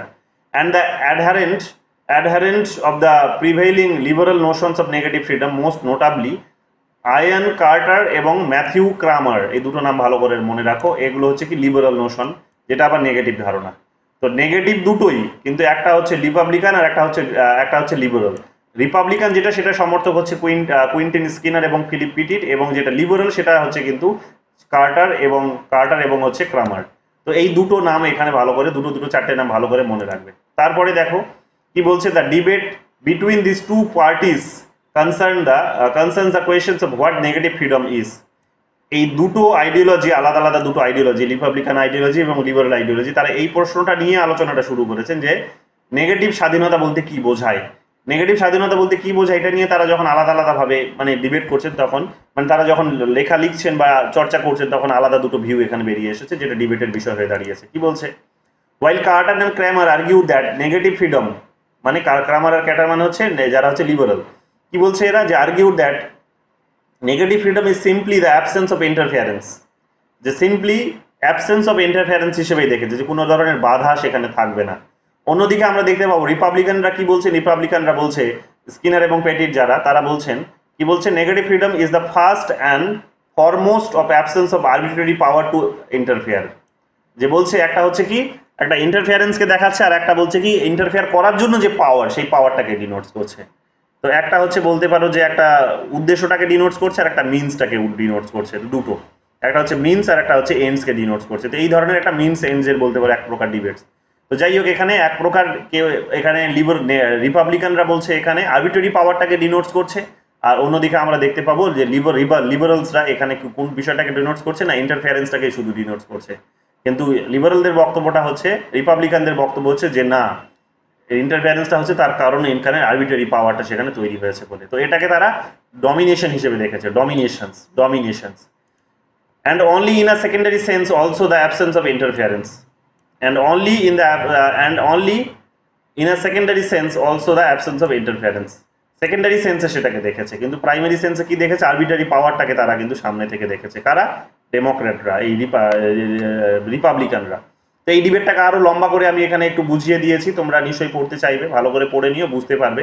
এই আইডিয়াটা অনেক আগে এসেছিল, রিপাবলিকানের যে আইডিয়াটা সেটা প্রাচীন রোমে ছিল, তখন সেই সময় সিসের এবং মেকিয়াভেলি আইডিয়াটিকে তুলে ধরেছিল, রিপাবলিকানদের যে আইডিয়াটা, অর্থাৎ পাওয়ারের আইডিয়াটিকে, সেখানে যে এখানে ডমিনেশনসের আইডিয়াটিকে তারা তুলে ধরেছিলেন সেখানে। কিন্তু পরবর্তীকালে ওই লিবারেল আইডিয়াটিকে, এই আইডিয়াটিকে মডার্ন পিরিয়ডে এসে এই দুজন এখানে কিন্তু তুলে ধরেছেন রিপাবলিকান আইডিয়াটিকে। এগুলো এখানে ডিটেলসে দিয়ে দিয়েছি, দেখে নিও। আর্বিট্রারি পাওয়ারের কথা বলা হয়েছে, civic participation, rule of law, mutual respect and equality, এগুলো দেখে নিও, এগুলো কি বোঝাতে চাইছে ডিটেলসে দেখে নিও, আমি আর গভীরে যাচ্ছি না, ব্যাস ওই এতটুকু মনে রাখলেও হবে, পরীক্ষার পারপাসে বলছি, বা ডিটেলসে পড়তে চাই এগুলো একটু দেখে নিও। কি বলছে তারপর পরের প্রশ্ন দেখো, 11 নম্বর কোয়েশ্চেন্স। 11 নম্বর কোয়েশ্চেন্স বলছে, given below are two statement, one level as assertion and another level as reason. কি বলছে, জেএনইউতে এটাও এসেছে, দেখো, liberty aims at development of individuals. Liberty বলতে কি বোঝায়, ইন্ডিভিজুয়ালসের যে উন্নতি সেটাকে বোঝায়। Liberty aims at development of individuals, liberty বলতে মানুষের বা ইন্ডিভিজুয়ালসের বা ব্যক্তির সেখানে উন্নতিকে বোঝায়। রিজনস বলছে, freedom of thought and discussions is not the main theme of liberty. Thought and discussions is not the main liberty. এটা নিয়ে একটা আরগো ডিবেট হতেই পারে যে এটা কেন মেইন হবে না, কারণ এখানে হতে পারে কি, এখানে এই যে জন স্টুয়ার্ট মিল যখন আমরা পড়বো, তার যে অন লিবার্টি যদি পড়ো, তাহলে অন লিবার্টি গ্রন্থ, এর আগের দিনও তোমাদের বলছিলাম যে সেখানে তিনি মানুষের চিন্তা ভাবনার বিষয়টিকে কিন্তু প্রায়োরিটি দিয়েছেন, মানুষের আলোচনার বিষয়, চিন্তা ভাবনার বিষয়, এগুলোকেই তিনি ভীষণভাবে প্রায়োরিটি দিয়েছেন। তো ক্লাসিক্যাল পিরিয়ডে তোমরা দেখবে ওটাকেই কিন্তু ভ্যালুস দেওয়া হতো, যে থট এবং ডিসকাশনস, এগুলোকে ভ্যালুস দেওয়া হতো। তো স্বাভাবিকভাবে এটা যে হবে না এটা আমরা বলতে পারি না। এবং এখানে তো লিবার্টি বলতে তো এখানে ক্লাসিফিকেশনস করেনি যে এটা কোনো ক্লাসিক্যাল নাকি এটা মডার্ন, এটা তো বলেনি। তো স্বাভাবিকভাবে এটাকে আমরা যে নট মেইন বলেছে এটা তো আমরা ধরবো না। লিবার্টি বলতে এখানে মানুষের স্বাধীনতা, মানুষের থট, এই সমস্ত বিষয়গুলোকেই বোঝায়।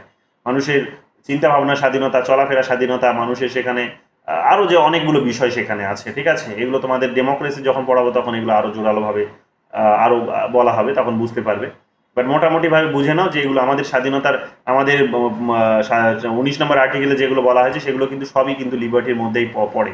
কাজে এটা এখানে বলেছে, এটা কিন্তু এটা ফলসই হবে, এটা ট্রু হবে। এটা উত্তরটা অন্য কিছু ছিল, কিন্তু আমি উত্তরটা ঘুরিয়ে দিয়েছি, কারণ আমার মনে হয়েছে যে এটাই হবে। কারণ এটা কখনো হবে না যে সেটা লিবার্টির মধ্যে পড়ে না। তো এটা লিবার্টির মধ্যেই পড়ে, যে চিন্তা ভাবনা করবে, এটা মেন লিবার্টির মেন থিমের মধ্যে এই জিনিসটা কিন্তু বিলং করে। দেখে নিও। Negative liberty should B distinguished from the conditions of its exercise. এক্ষুনি আলোচনা হলো ইজা বার্লিনস, কন্ডিশনসগুলোর কথা বলে দিলাম, যে নেগেটিভ লিবার্টি প্র্যাকটিস করার জন্য কন্ডিশনসগুলো প্রয়োজন। কন্ডিশনসগুলোকে আগে বুঝতে হবে ভালো করে। কন্ডিশনস যদি সে ফুলফিল না হয়, নেগেটিভ লিবার্টি সে প্র্যাকটিস করতে পারবে না। তো এগুলো পজিটিভ লিবার্টি ইমপ্লাইজ দ্যাট, কি বলছে, the state can make interventions for betterment of lifes, যে মানুষের জীবনযাপনকে বেটার করার জন্য এখানে কি করতে পারে, স্টেট হস্তক্ষেপ করতে পারি। এটা তো আমরা জানি যে জন স্টুয়ার্ট মিল এই কথাটা বলে আসলো, এটা পজিটিভ লিবার্টিতে আমরা সেলফ মাস্টারির কথা এটা ইজা বার্লিনকেও বলতে শুনলাম। তো এইগুলো তো আমরা এখানে পাবোই, জানি এগুলো। দিল্লি ইউনিভার্সিটিতে এটা কোথায় এসেছিল? দিল্লি ইউনিভার্সিটি, এটাও দিল্লি ইউনিভার্সিটি 2022-এ এসেছে। দেখো কি বলছে, who distinguish between the concept of negative and positive liberty. তো ইজা বার্লিন হবে, দেখতেই পাচ্ছ যে তার একটা বিখ্যাত এই যে এখানে বলা আছে, দেখো তার এখানে এসেটার নাম হচ্ছে কি টু কনসেপ্ট অফ লিবার্টি। এসেটার নাম কি? Two concept of liberty. এবং যে বইটা বেরিয়েছিল সেই বইটার নাম হচ্ছে 4 এসে অন লিবার্টি। এটা হচ্ছে অফ লিবার্টি, এটা হচ্ছে টু কনসেপ্ট অফ লিবার্টি, আর এটা হচ্ছে 4 এসেস অন লিবার্টি। গোলায় না জানো, ঠিক আছে? 1969-এ এটা প্রকাশিত হয়েছিল, ভালো করে দেখে নিও, ভালো করে নোট করে নাও, এগুলোই ঘুরিয়ে ফিরিয়ে কিন্তু জানতে চাই। আর দিল্লি ইউনিভার্সিটি জেএনইউ এর কোয়েশ্চেন্স মানে সেগুলো খুব সাবধানতার সঙ্গে ভালো করে দেখবে। 15 নম্বর কোয়েশ্চেন দেখো কি বলছে, negative liberty should be distinguished from the conditions of it's. এটা তো অলরেডি আমরা আলোচনা করলাম, ইজা বার্লিন হবে, 2018 সালে আবার এসেছে এটা। তারপরে দেখো 2018 সালে যে দিল্লিতে এসেছে কি বলছে, considering Isaiah Berlin's understanding of liberty which of the following statement is not correct. এটা কারেক্ট নয় বলছে, the state is only secure positive liberty to the individuals. আগে উপরের গুলো দেখে নাও কি বলছে। প্রশ্নটা কি বলেছিল, consider the Eja Berlin understanding of liberty which of the following statement is not correct. যে ইজা বার্লিনের যে লিবার্টির যে ধারণা, সেই ধারণাটাকে এখানে বা যে তার যে বোঝাপড়া স্বাধীনতা সম্পর্কে, সেই বোঝাপড়ার উপরে আমরা কোনটাকে এখানে ভুল হিসেবে পাই। তো এটা তো আমরা পাবোই সঠিক হিসেবে। কেন? এটা কি বলছে, Berlin makes a distinction between negative এবং পজিটিভ লিবার্টি। হ্যাঁ, তিনি ইতিবাচক এবং নেতিবাচক স্বাধীনতার মধ্যে পার্থক্য করেছিলেন, এটা আমরা জানি। Negative liberty means not being prevented from other individuals to attend one's goal. Negative liberty means not being prevented from other individuals to attain one goals। যে একজন তার নিজের লক্ষ্যে পৌঁছতে চাইছে, অন্যজন এসে সেখানে বাধা দেবে, সেটা সেখানে হয় না নেগেটিভ লিবার্টিতে। তো নেগেটিভ লিবার্টিতে যেখানে বাধা থাকে না, সেটাকেই নেগেটিভ লিবার্টি বলা হয়। 3 নম্বর কি বলছে সেটা তো ঠিকই আমরা জানি। তাহলে 3 নম্বর কি বলছে? 3 নম্বর বলছে the capacity or incapacity to fulfil one's desire belong to the individuals himself. The capacity or incapacity to fulfil one desire belong to the individual himself. যে এটাও আমরা দেখতে পাবো যে তার কিন্তু ইন্ডিভিজুয়ালসের উপরেই পড়ে। এটা কি বলছে? এটা 4 নম্বরটা বলছে the state can only secure positive liberty to the individuals. না, ইজা বার্লিন এই কথাটা বলেনি যে শুধুমাত্র ইন্ডিভিজুয়ালি বা স্টেটই শুধুমাত্র ইন্ডিভিজুয়ালসের যে পজিটিভ লিবার্টি আছে সেটা সিকিউর করতে পারে, তা কিন্তু নয়, ঠিক আছে? পজিটিভ লিবার্টি সিকিউর করতে পারে ইন্ডিভিজুয়ালসে, তা কিন্তু নয়। এখানে নেগেটিভ লিবার্টিসগুলোর উপরেও কিন্তু ওই শর্তগুলো যেগুলো আছে সেগুলো কিন্তু নেগেটিভ লিবার্টির পার্সপেক্টিভ থেকেও কিন্তু পূরণ করতে পারে। যে এখানে মানুষ স্বাধীনতা এনজয় করতে পারছে না বলে সোজা সাপটা ভাষায় সেখানে তাকে কতগুলো ক্যাপাসিটি তৈরি করে দেবে, কতগুলো সেখানে ওয়েলফেয়ার করিয়ে দেবে, তাকে কতগুলো অপরচুনিটিস দেবে, তা কিন্তু নয়। বরং যে মানুষের কাছ থেকে তুমি নেগেটিভ লিবার্টি এক্সপেক্ট করছো, তার সেই নেগেটিভ লিবার্টির এক্সেপশন থেকেও বা ওই এক্সপেকটেশনস থেকেও কিন্তু এটা যোগ্য যে সেখানেও কিন্তু ইন্টারফিয়ারেন্স হতে পারে। তো ওই বিষয়টিকে এখানে ডিনোটস করা হচ্ছে। তো নেগেটিভ লিবার্টির পার্সপেক্টিভ থেকেও এখানে কিন্তু ইন্টারফিয়ারেন্স হতে পারে। শুধুমাত্র পজিটিভ লিবার্টির পার্সপেক্টিভ থেকে ইন্টারফিয়ারেন্স হবে তা কিন্তু তিনি বলেনি। তিনি নেগেটিভ লিবার্টির পার্সপেক্টিভ থেকেও যে ইন্টারফিয়ারেন্স হতে পারে, স্টেট যে ইন্টারফেয়ার করতে পারে, এই কথাগুলো সুন্দর করে এখানে তিনি বোঝানোর চেষ্টা করেছেন। তো ওগুলোই এখানে পাবে। পজিটিভ লিবার্টি বলতে এখানে সেলফ মাস্টারি শব্দটির দিকে ভালো করে ধ্যান দাও, সেলফ ডিটারমিনেশন, সেলফ মাস্টারি, এগুলোর দিকে ধ্যান দাও, কারণ এগুলো কোয়েশ্চেন্স আবার আগামী দিনে পাবে। দিল্লি ইউনিভার্সিটি 18তে এসেছে, দেখো কি বলছে, হু concept of liberty Eja Berlin defines in এসে টু কনসেপ্ট। এটা তো নেগেটিভ লিবার্টি। কি বলছে, which concept of liberty Eja Berlin defence in his এসে টু কনসেপ্ট অফ লিবার্টি। তো কোনটাকে তিনি ডিফেন্ড করেছিলেন?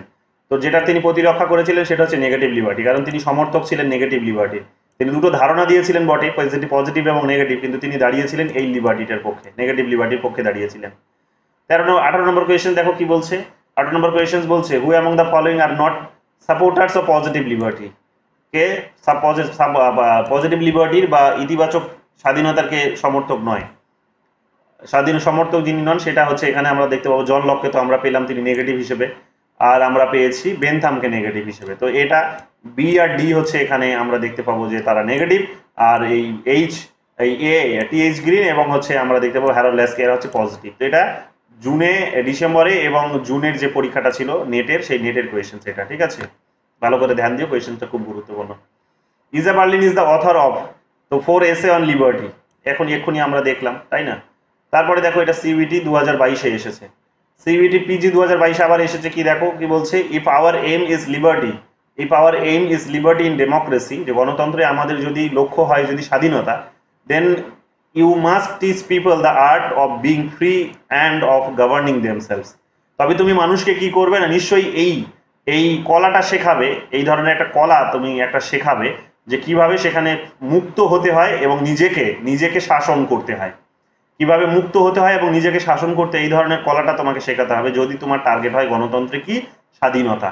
তো এই কথাটি কে বলেছিলেন? এখানে উত্তর বলেছে এখানে অ্যালডুয়াস হুক্সলে, কিন্তু এই উত্তরটা এখানে গুগল বলছে বা ইন্টারনেট বলছে এই উত্তরটি হবে এখানে টকভিলকে বলছে, যে এখানে ফ্রেঞ্চ ফিলোসফার ছিলেন যিনি আমেরিকাতে গেছিলেন, গিয়ে আমেরিকার আর ফ্রান্সের মধ্যে একটা ডেমোক্রেসির একটা কম্প্যারিজনস করেছিলেন, সেই টকভিলের কথা বলা হচ্ছে।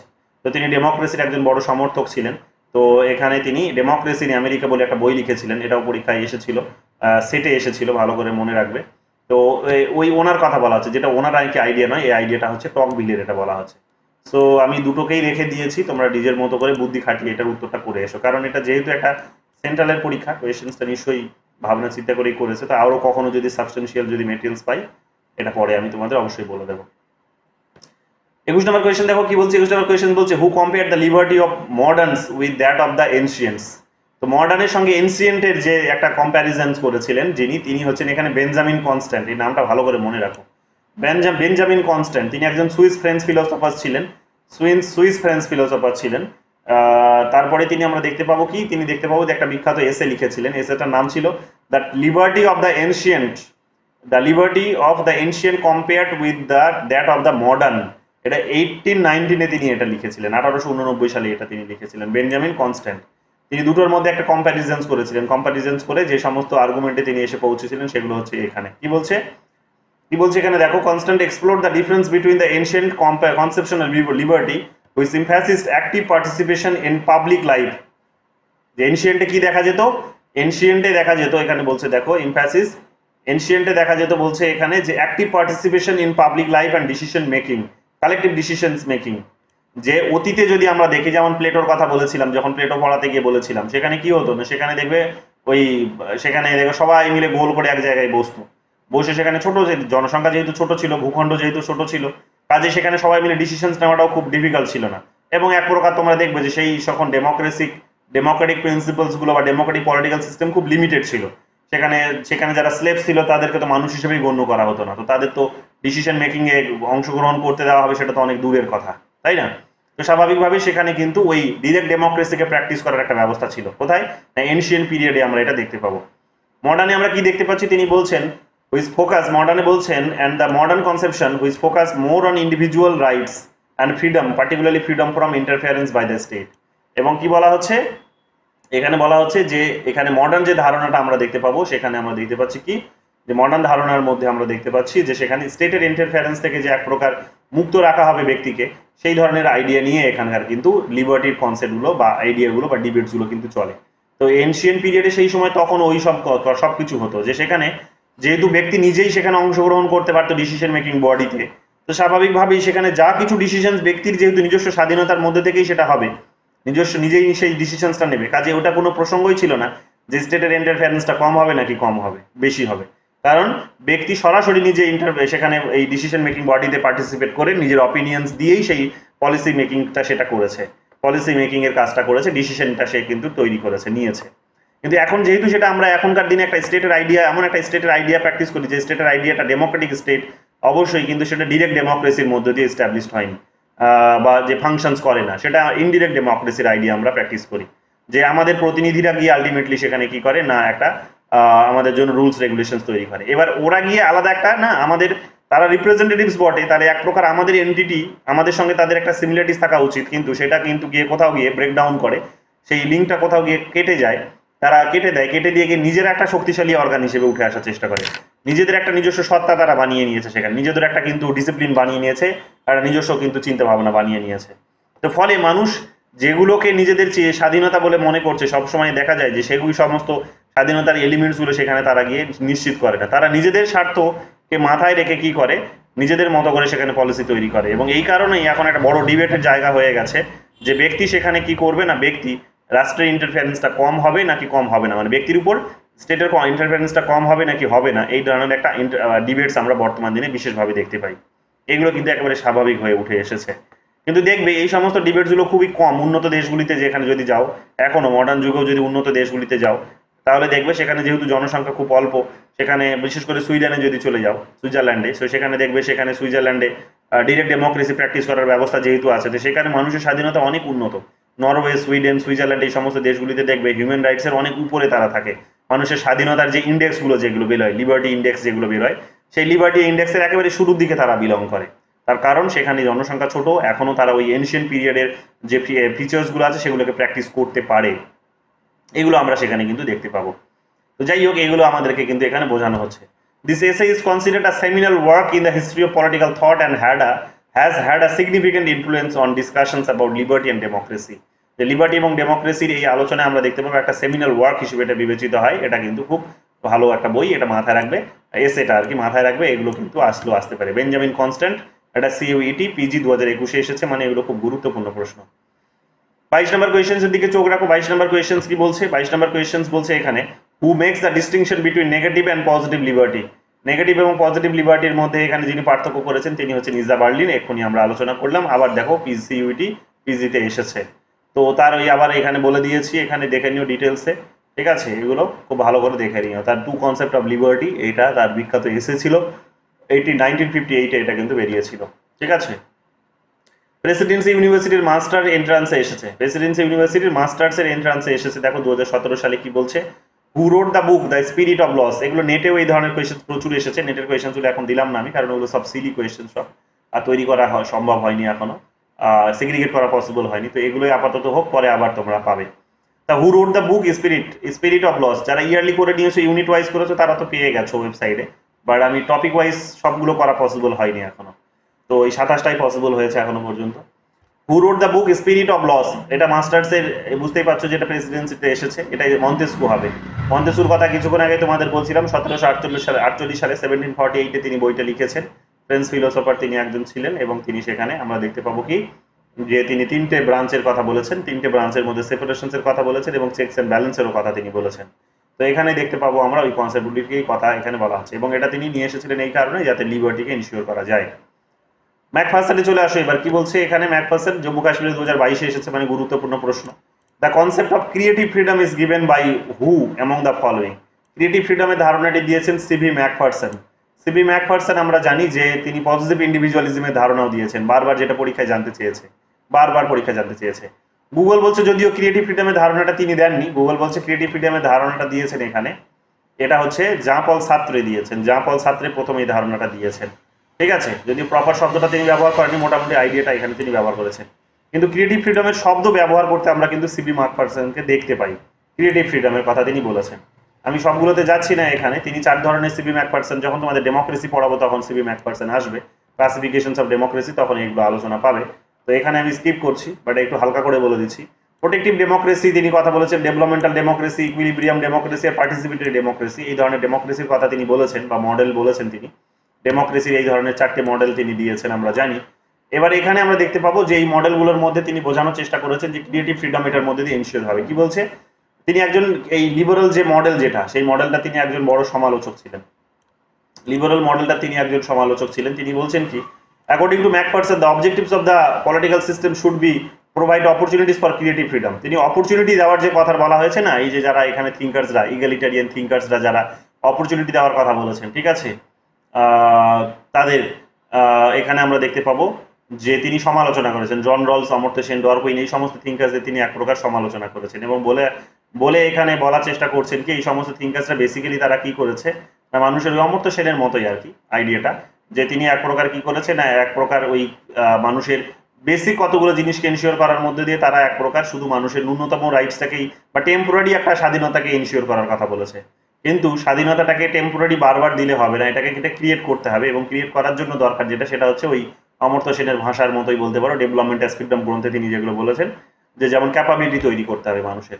তো ক্যাপাবিলিটি তৈরি করার জন্য স্কুল, স্কুল, হাসপাতাল, এই সমস্ত বিষয়গুলো ওপেন করতে হবে, এগুলো মানুষকে, এগুলোতে মানুষের অ্যাক্সেসটা পাইয়ে দিতে হবে। তো তবেই গিয়ে এখানে ক্রিয়েটিভ ফ্রিডমের ধারণা তৈরি হবে।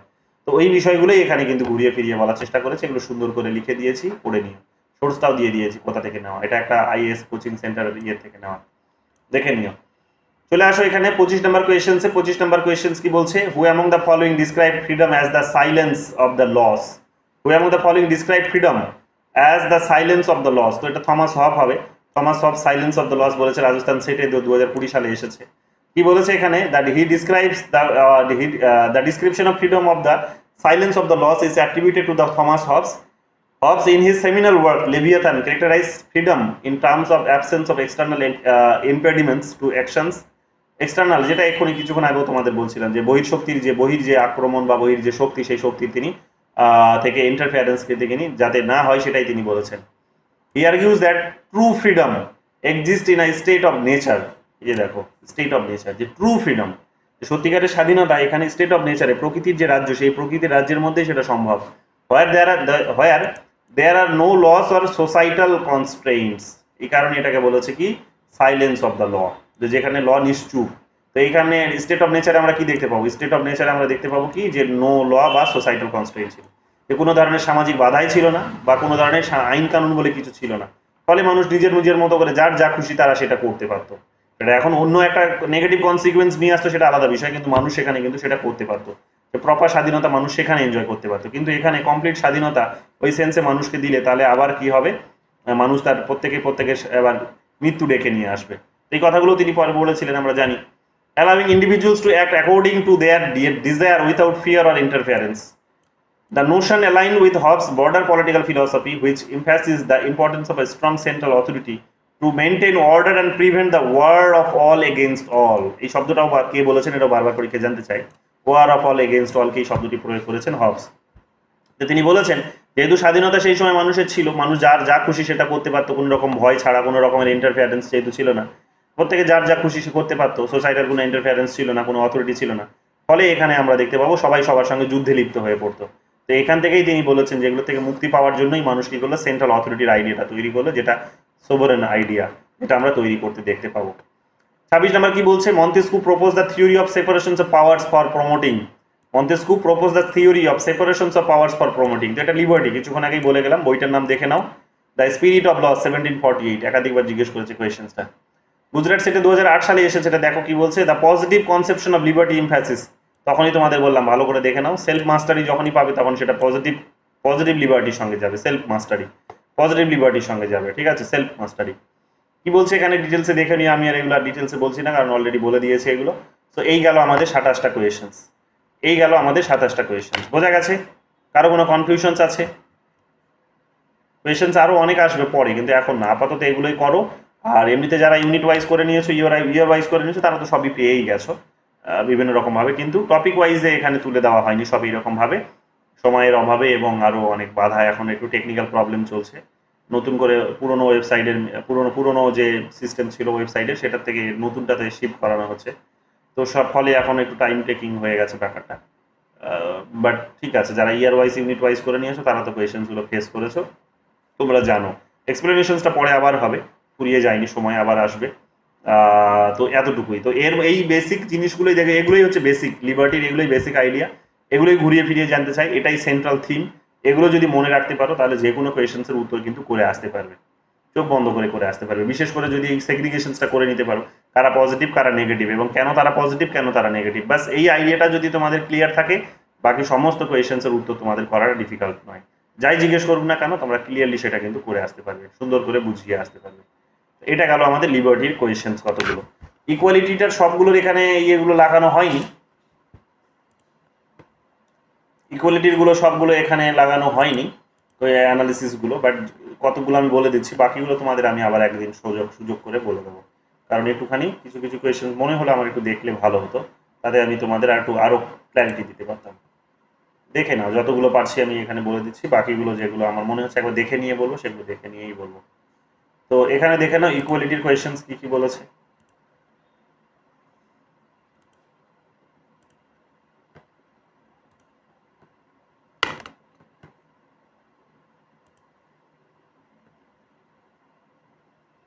নটা কোয়েশ্চেন্স আছে এখানে, দেখো প্রথম কোয়েশ্চেন্সটা বিহারের পিজিটিতে এসেছে 2023 সালে।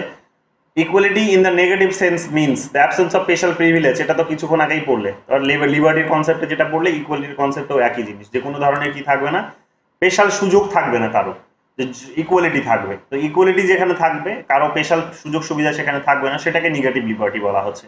তো এই সেন্স অর্থাৎ সরকার কি করবে না, যারা পিছিয়ে পড়েছে তাদেরকে এখানে বিশেষ সুযোগ সুবিধা দেবে না, বা কেউ হয়তো সেখানে বিশেষ সুযোগ সুবিধা পাচ্ছে সেটা হবে না, বা কাউকে এখানে যে আমরা লিবার্টির কনসেপ্ট পড়তে গিয়ে পড়লাম ইন্টারফেয়ারেন্স, আর এখানে আমরা পাচ্ছি কি স্পেশাল প্রিভিলেজ।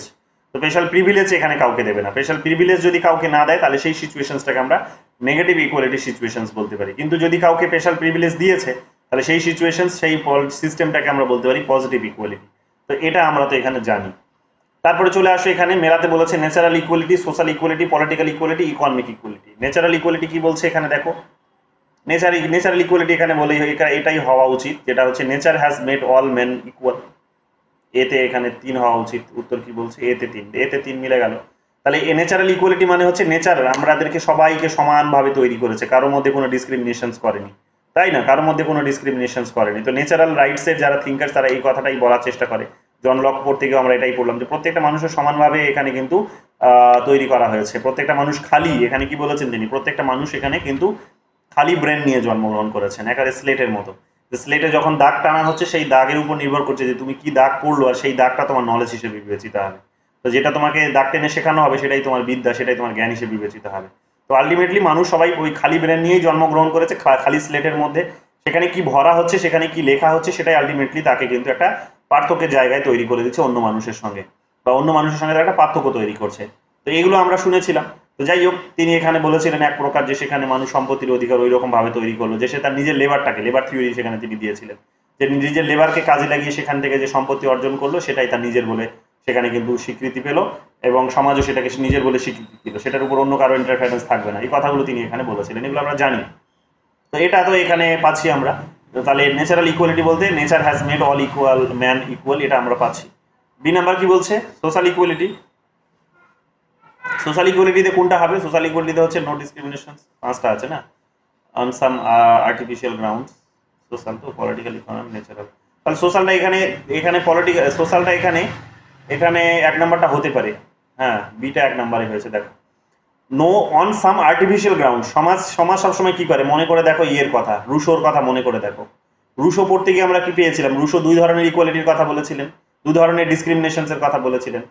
সরি 2 ধরনের তিনি কিসের পার্থক্যটা করেছেন? ইকুয়ালিটির মধ্যে ইনইকুয়ালিটি, ন্যাচারাল ইনইকুয়ালিটি আর ট্র্যাডিশনাল একটা বলেছিলেন, আর একটা হচ্ছে ন্যাচারাল তিনি বলেছিলেন, তাই তো? ন্যাচারাল কোনটা? যে মানুষ জন্মগ্রহণ করেছে সকলে কি নিয়ে না, তারা ওই জন্মগ্রহণ করেছে প্রত্যেকের একটা আলাদা আলাদা তাদের মধ্যে কতগুলো ট্রেড দেখা যায়, যে কেউ হয়তো সেখানে কালো, কেউ সাদা, কেউ হয়তো সেখানে আমরা দেখতে পাবো যে লম্বা, কেউ একটু খাটো, কেউ হয়তো দেখা যাবে যে সেখানে মানে কি বলবো যে এই ধরনের বিশেষত্বগুলো, মানুষের হাইট, মানুষের ওয়েট, এই সমস্ত বিষয়গুলোর উপরে হাইট ওয়েট বলেনি, মানুষের height, natural and conditional, right, ট্র্যাডিশনালও বলা হয় এগুলোকে, কন্ডিশনালটাকে। তো সেখানে এগুলোকে তিনি ডিনোটস করেছেন। হ্যাঁ হ্যাঁ হ্যাঁ স্যার, মানে আমি সি দিয়ে ওটা পড়েছিলাম, মনে করার চেষ্টা করছি। তো এখানে আমরা কি দেখতে পাবো? এখানে আমরা দেখতে পাবো যে ওই সমস্ত বিষয়গুলো যাতে মানুষের যেটা নিজের উপর কোনো কন্ট্রোল নেই, মানে যেটার উপর তার নিজস্ব কোনো কোনো মানে কি বলবো যে ইন্টারফেয়ার, মানে কি বলবো যে তার নিজস্ব কোনো কন্ট্রিবিউশন সেটাতে নেই, এটা একেবারেই প্রকৃতিগতভাবে সে যেটা জন্মগ্রহণ করেছে সেটাকে সে নিজের মতো করে যেটাকে বদলাতে পারে না, জন্মের সময় সে সেটাকে বদলাতে পারেনি বা পারবে না। তো স্বাভাবিকভাবে সেটাকে তিনি ন্যাচারাল বলেছেন। আর সেটা আর্টিফিশিয়াল বা সোশ্যাল কোনটা? আর্টিফিশিয়াল, সোশ্যাল বা ট্র্যাডিশনাল হচ্ছে সেটা যেটা সমাজ যেটা তৈরি করে দিয়েছে। সমাজ যেমন আমরা ফেমিনিজম পড়তে গিয়ে এগুলো সব আলোচনা করলাম যে আর্টিফিশিয়াল কতগুলো হয়েছে, সেখানে দেখবে সেখানে জেন্ডারের ভিত্তিতে সেখানে ইনইকুয়ালিটি তৈরি করা হয়েছে। তো এই সমস্ত বিষয়গুলো। এবং আরেকটা ওই দিন তোমাদের বলতে গিয়ে ওই জিনিসটা মিস করেছি, সেটা হচ্ছে আমি তোমাদের ওই দিন একটা কোয়েশ্চেন মনে করছিলাম না, আমি বলছিলাম তোমাদের কোথাও একটা আমি ভুল বলছিলাম, মানে মনে হচ্ছিল যেটা ভুল বলেছে, ভুল নয় আসলে ন্যাচারাল এবং না, ওটা কি বলছিলাম, প্রশ্নটা কি ছিল আমি এটাই গোলাচ্ছি। একটা কোয়েশ্চেন ছিল যেটাকে আমি বলছিলাম যেটা মনে হচ্ছে আমার ভুল, কিন্তু ওটা ভুল নয়। পরে এটা আমি চিন্তা ভাবনা করলাম এবং দেখলামও, অন্য কয়েকজনের সঙ্গে কনসাল্টও করলাম, তারপর এটা বুঝতে পারলাম যে এটা আসলে ঠিক। যেটা ওই ফিজিক্যাল যেটা হচ্ছে ওই সেক্সের যে কনসেপ্টটা, সেই কনসেপ্টটার মধ্যেও এক প্রকার ডিসক্রিমিনেশনস আছে। হ্যাঁ, সেটাই সেই না, ডিসক্রিমিনেশন না, আইডিয়াটা আমি ভুলছি, কিছু একটা ছিল আইডিয়াটা, সেক্সের আইডিয়াটার মধ্যেও সেখানে এক প্রকার সেক্সের আইডিয়াটার মধ্যে এক প্রকার সেখানে একটা প্যাটার্ন আছে, বোধহয় কিছু একটা ছিল, আমি আবার মনে করে তোমাদের বলবো, কোয়েশ্চেন্সটা দেখে বলবো। আসলে যেটা বোঝাতে চেয়েছিলাম সেটা হচ্ছে সেক্স এবং জেন্ডার দুটোই হচ্ছে কিন্তু এক প্রকার বলা যেতে পারে যে মানে এখনকার দিনে বলা যেতে পারে gender is constructed and sex is not, এরকম একটা প্রশ্ন ছিল। হ্যাঁ, এইরকমই একটা ছিল। তো সেখানে তোমার সেক্সটাকে আমি ডিফাইন করিনি, কিন্তু এখনও অনেকে বলে যে সেক্স হচ্ছে ফিজিক্যাল ট্রেট, তো সেটাকে সে কারণে তারা কনসিডার করে না, এই ধরনের একটা আইডিয়া ছিল। আমি বলেছিলাম যে না, সেটা তো হয় না। তো এরকম একটা কিছু একটা বলেছিলাম, এবং আইডিয়াটা সঠিকটা হবে এটাই যে এখন তুমি দেখবে যে পুরুষদের মধ্যেও অনেক মেয়েলি ব্যাপার থাকে, মেয়েদের মধ্যে পুরুষালি একটা ব্যাপার থাকে। তো কাজেই এখানে বাধা ধরা একটা স্টেরিও টাইপসের মধ্যে যে একটা ফেলে দিয়ে সেটাকে সেপারেট করা, এটা কিন্তু পসিবল নয়। তো এখনকার দিনে অনেকে এটাকে আবার এই সমস্ত ক্লাসিফিকেশনসগুলোর মধ্যেও এক প্রকার প্রশ্ন তুলে দিয়েছে, যেটাকে আদৌ করা যায়। কারণ এই ট্রেডগুলো কিন্তু একেবারেই বলা যেতে পারে না যে এটা একেবারে চিরাচরিতভাবে এটাই হবে যে মহিলা মানে মহিলাদের মতোই ট্রেড দেখা যাবে, বা সেখানে তার বায়োলজিক্যাল যে বিষয়গুলো, যেমন মেয়েদের অনেকের দেখবে দাড়ি গজায়, মেয়েদের অনেকের দেখবে সেখানে কি বলবো যে গোটা সারা শরীরে লোম থাকে, পুরুষদের মতো সে একটা শক্তিশালী সেখানে ফিগার থাকে, ঠিক আছে, এই সমস্ত বিষয়গুলো। আবার পুরুষদের মধ্যেও দেখতে পাবে মেয়েলি দেখবে একটা ব্যাপার থাকে, মেয়েলি ব্যাপার মানে সে ওই ধরনের কথা বলে, কিংবা ধরো সে সেখানে সে হয়তো একটুখানি ওই টক জাতীয় জিনিস খেতে ভালোবাসে, এই ধরনের বিষয়গুলো যেগুলো, তো সেগুলো কিন্তু তার বলা যেতে পারে যে ফিজিক্যালও বটে কিছুটা। হ্যাঁ, সেটা কিন্তু ফিজিক্যালও বটে, তার মধ্যে হরমোনগুলো আছে বলে। তো সবসময় এটা হবে না যে মহিলারা সবসময় পার্টিকুলার একটা কতগুলো হরমোন নিয়ে জন্মগ্রহণ করছে, সেই হরমোনগুলো পুরুষের মধ্যে দেখা যাবে না। আবার পুরুষের মধ্যে যে হরমোনগুলো দিয়ে দেখা যায় সেগুলো মহিলাদের মধ্যে দেখা যাবে না, তা কিন্তু নয়, এগুলো কিন্তু অনেক দেখা যায়। তো এগুলো এই হরমোনের ডিসব্যালেন্সগুলো কিন্তু এটাও কিন্তু একটা স্বাভাবিক।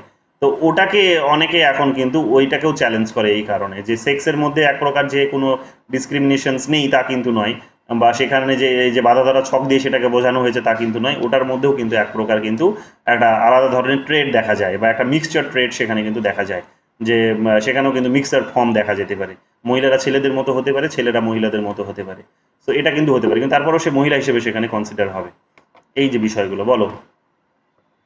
কিছুদিন আগে একটা নিউজ এলো না যে ইউপির যে মেয়েটা টপার হয়েছিল, তার ফেসিয়াল হেয়ারের জন্য তাকে কত ট্রোল হতে হলো ব্যাপারটা।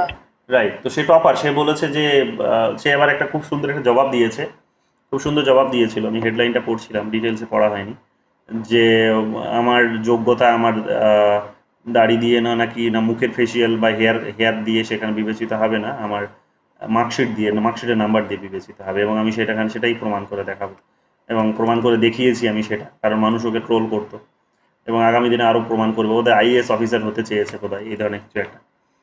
তো এই যে বিষয়গুলো, এগুলো তো যাই হোক, এগুলো সোশ্যালি সেগুলো হচ্ছে আর্টিফিশিয়াল, সমাজ এগুলো তৈরি করে দিয়েছে। ফেমিনিজম পড়তে গিয়ে এগুলো আমরা চর্চা করলাম।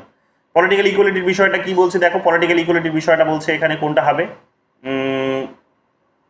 পলিটিক্যালি ডিস্ট্রিবিউশনসটা হতে পারে না, ডিস্ট্রিবিউশন ওয়েলথ যখন, তাহলে ইকোনমিক হবে, এটা ডিস্ট্রিবিউশন অফ ন্যাচারাল ওয়েলথ, এটা হচ্ছে ইকোনমিক ইকুয়ালিটি হবে, হওয়া উচিত। ডিতে 2 হওয়া উচিত, কি বলছে দেখি, ডিতে 2, ঠিকই বলেছে। যেহেতু ওয়েলথের কথা বলেছে তো স্বাভাবিকভাবে ইকোনমি হবে। ইকোনমি দুটো শব্দের মধ্যে দেখো সিমিলারিটিস আছে, খুব সহজ, এগুলো কঠিন কিছু নয়। এটা তেলেঙ্গানাতে এসেছে 2023 সালে, খুব গুরুত্বপূর্ণ, ভালো করে দেখো। আর ইকোনমিক পলিটিক্যাল ইকুয়ালিটি তাহলে কোনটা হবে, equal penalties on everyone violating the law. তো স্বাভাবিকভাবেই পলিটিক্যাল অথরিটি যাদের কাছে আছে, রাজনৈতিক কর্তৃত্ব যাদের কাছে আছে, তারাই একমাত্র ল তৈরি করতে পারে, এবং সেই লয়ের মধ্যে কতগুলো প্রভিশনস এখানে মেনশন করতে পারে যে যদি তুমি সেই লকে যদি তুমি ভায়োলেট করো তাহলে তোমার পানিশমেন্ট হতে পারে। তো স্বাভাবিকভাবে এটা আমরা দেখতে পাবো। তো এটা এইরকমভাবে হয়ে যাবে কি, সিতে হয়ে যাবে 4, কি ছিল সিতে 5 আছে বলছে, access of everyone to avenue of power, equal opportunities and violating the law। না না, এটা তো হবে না, এটা কি করে হবে, এটা হবে না, ভায়োলেটিং অফ ল হবে না, এটাই হবে। এক্সেস অফ এভরিওয়ান যখন বলেছে তখনই তো ইকুয়ালিটি হবে, এটা তো ইকুয়ালিটিকে ডিনোটস করছে না, না, equal penalties on everyone violating, এটাও তো ঠিক, ইকুয়ালিটি এভরিওয়ানেরও কথা এটাও বলেছে, যে সবার জন্য কেউ যদি ল ভায়োলেট করে তাহলে এখানে রাষ্ট্রপতিরও সেখানে পেনাল্টিস হতে পারে, হবে না কেন? তো পলিটিক্যাল স্যার ওটা লিগাল ইকুয়ালিটি হবে না, equal penalties on everyone violating the law, that should be legal equality. আর access of everyone to the avenues of power, that is political equality, মানে everyone should be able to stand in election. ওটা legal equality হওয়া উচিত। আর এটা হবে পাওয়ারের concept, যে প্রত্যেকে পার্টিসিপেট করতে পারে, প্রত্যেকে সেখানে ভোট দিতে পারে, ভোটে দাঁড়াতে পারে, সেখানে তাদের নিজেদের প্রতিনিধিকে চুজ করতে পারে, সে ভোটের হয়ে কোনো একজন ক্যান্ডিডেট হয়ে প্রচার করতে পারে, সে নিজের হয়ে প্রচার করতে পারে, সে ডিসিশন মেকিং প্রসেসে আসতে পারে, তাই না, সে টিভিতে অংশগ্রহণ করতে পারে, ডিবেট করতে পারে, এগুলো তার হচ্ছে পলিটিক্যাল ইকুয়ালিটির সঙ্গে জড়িত। এগুলোতে পাওয়ার রয়েছে, পাওয়ার, প্রত্যেকটা বিষয়ের মধ্যে পাওয়ার আছে। তো স্বাভাবিকভাবে প্রত্যেকের এই পাওয়ারের এক্সেস থাকা উচিত, এই কথাটা বলা আছে, ঠিক। তো এটা হয়ে যাবে আমাদের কি, সিতে হয়ে যাবে 5 গেল, এটা বুঝতে পারলে। চলে আসো তারপরে এখানে ট্যাডপল ফিলসফি, এটা কি বলেছে দেখো। ট্যাডপল ফিলসফি কেটে দিলাম আমি তোমাদের, এটা এটা আমি পরেই বলি, আমি এটা নোট করে রাখলাম তোমাদের, এটা এখানে সুন্দর করে পড়ে পড়ে বলতে চাইলাম, খুব সুন্দর একটা আইডিয়া এটা ছিল। ট্যাডপল ফিলসফি, ট্যাডপল মানে হচ্ছে ব্যাঙ্গাচি, ট্যাডপল মানে হচ্ছে ব্যাঙ্গাচি, ব্যাঙ্গাচি দর্শন বলা হচ্ছে এটাকে। তো এটা আর এইচ টনি এই কথাটি বলেছেন, আর এইচ টনি এই কথাটি বলেছেন ট্যাডপল ফিলসফি। ট্যাডপল ফিলসফি বলছেন তিনি ইকুয়াল অপরচুনিটিজ এর কথাগুলোকে বলছেন। ইকুয়াল অপরচুনিটি মানে ওই এক প্রকার আমরা যে এখানে এর কথা পড়লাম না, কার কথা পড়লাম, ওই সিবি ম্যাকফারসনের কথা পড়লাম, কাইন্ড অফ সেই ধরনেরই আইডিয়া তিনিও দিয়েছেন যে ট্যাডপল ইকুয়ালিটি। তিনি বলছেন যে ইকুয়ালিটির জন্য যে প্রিন্সিপালসগুলো যে তৈরি হয়েছে, নতুন নতুন এই যে থিঙ্কার্সরা যে ইকুয়ালিটি প্রিন্সিপালস যেগুলো দিয়েছেন বা কনসেপ্টগুলো যেগুলো দিয়েছেন, যে সেখানে মানুষকে কতগুলো অপরচুনিটি পাইয়ে দিতে হবে এবং সেই অপরচুনিটিসগুলোর মধ্য দিয়ে নাকি সেখানে কী হবে, মানুষের মধ্যে ইকুয়ালিটি এনশিওর হবে। কথাটা হচ্ছে এগুলো ব্যাঙ্গাচির মতো একটা অবস্থা আছে। ব্যাঙ্গাচি মানে হচ্ছে একটা পূর্ণাঙ্গ রূপ ধারণ করেনি, সে একেবারেই শুরুর দিকে তার এটা একটা অবস্থা। অর্থাৎ ইকুয়ালিটির যে আইডিয়া, সে আইডিয়াটা কিন্তু ইম্যাচিওর, এটা একটা আইডিয়া, তিনি এটাই বোঝাতে চেয়েছেন। এটাকে ম্যাচিওর করার জন্য এটা যে বেসিক আইডিয়াটা হচ্ছে এটাই, যে এটা ওই শুধুমাত্র ওই কতগুলো বেসিক অপরচুনিটিস দিয়ে বা ওই নামমাত্র কতগুলো অপরচুনিটিস দিলে হবে না। ওই সিবি ম্যাকফারসনের মতো তিনিও এখানে কতগুলো এখানে ব্যবস্থার কথা বলেছেন, যেগুলো আলটিমেটলি তার নিজেকে লং রানে তোকে একেবারে কমপ্লিটলি পার্মানেন্টলি বলা যেতে পারে, পারপিচুয়ালি তাকে কি করতে পারি, অপরচুনিটি, ইকুয়াল অপরচুনিটি প্রদান করতে হেল্প করবে। তো ইকুয়াল অপরচুনিটি যদি দিতে হয় তাহলে ওই ধরনের ব্যবস্থাগুলোকে তৈরি করে দিতে হবে। শুধুমাত্র এই ধরনের সরাসরি কতগুলো ব্যবস্থা তুমি কতগুলো তুমি এলিমেন্টস তাকে পাইয়ে দিয়ে তুমি যদি বলো যে এটা ইকুয়াল অপরচুনিটি নিয়ে আসবে বা ইকুয়ালিটি নিয়ে আসবে, তাহলে সেটা কিন্তু কখনো সম্ভব হবে না। তো ওই বিষয়গুলোকে এখানে তিনি ট্যাডপল ফিলসফি বলেছেন, যে ইকুয়ালিটির এই যে ফিলসফিগুলো যে বর্তমান থিঙ্কার্সরা দেওয়ার চেষ্টা করেছে বা অতীতের থিঙ্কার্সরাও দেওয়ার চেষ্টা করেছে, যে মানুষের কতগুলো ওয়েলফেয়ারিজমের আইডিয়া প্রদান করো তাহলে সেই ইকুয়ালিটি, সেটাই নাকি ইকুয়ালিটিকে ডিনোটস করবে। তো ওগুলো ব্যাঙ্গাচির আইডিয়া, ব্যাঙ্গাচি দর্শন বলেছেন তিনি এক প্রকার, যে এগুলো পূর্ণাঙ্গ রূপ লাভ করেনি, একেবারেই এই আইডিয়াটার শুরুর দিকের অবস্থা। এর পূর্ণাঙ্গ রূপ যদি এটাকে দিতে হয় ইকুয়ালিটির আইডিয়াটিকে, তাহলে ওই সমস্ত কনসেপ্টগুলো ডেভেলপ করতে হবে। এই ধরনের কথাগুলো তিনি এখানে বলার চেষ্টা করেছেন। তারপরে দেখো, এটা জেএনইউতে এমএতে এসেছে 2019 সালে। which egalitarian theorist views would be associated with the idea of actions, assurance schemes and free market। তো এটা তো রোনাল্ড ডরকিনের কথা বলেছে এখানে, ঠিক আছে, ফ্রি মার্কেটের কথা বলেছে রোনাল্ড ডরকিন, ঠিক আছে, পজিটিভ। এটা আমি তোমাদের নেক্সট দিনই বলি এগুলো। ইকুয়ালিটি রিসোর্সেস, এগুলো দেখে নাও, equality resources of an idea of that associated with, এটা রোনাল্ড ডরকিন হবে। এগুলো রোনাল্ড ডরকিন বারবার এই ইকুয়ালিটি রিসোর্স দেখা, থিওরি অফ রিসোর্স ইকুয়ালিটি, বারবার এই সমস্ত কোয়েশ্চেন্সটা জানতে চাই, নেটেও একাধিকবার জানতে চেয়েছে রোনাল্ড ডরকিন। ইকুয়ালিটি রিসোর্সের কথা যখনই বলবে রোনাল্ড ডরকিন চুপ করে এখানে কিন্তু আনসার করে দিয়ে আসবে। বাকিগুলো এখানে আজকে থাক, বেশি নেই, 3-4টেই আছে। আমি আর একদিন তোমাদের এগুলো করে বুঝিয়ে দেবো এবং পারলে আমি ইকুয়ালিটি কোয়েশ্চেন্সগুলোকে একটু বাড়িয়ে দেবো। বাকিগুলো তোমরা নিজেদের মতো করে দেখে নিও, আর কোয়েশ্চেনগুলো আমি এক্সপ্লেনেশন লাগিয়ে দেবো, তোমাদের ইনফর্ম করে দেবো, দেখে নিও।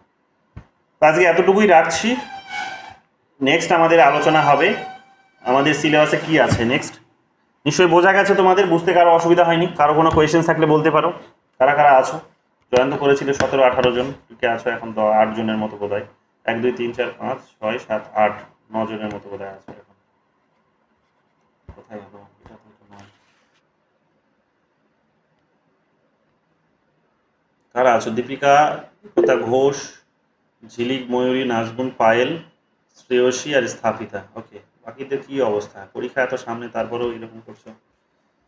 দাঁড়াও, বলো ঝিলিক।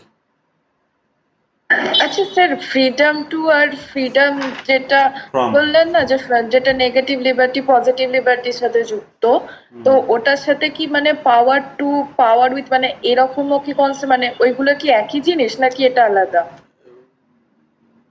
এই ধরনের আইডিয়া আমি এখনো লিঙ্ক করতে পারিনি, মানে যেটা সেই এমপি ফলের দিয়েছিলেন। এমপি ফলের তো একেবারে পাওয়ারের কনসেপ্ট দিয়েছিলেন, এটা তো লিবার্টির কনসেপ্ট।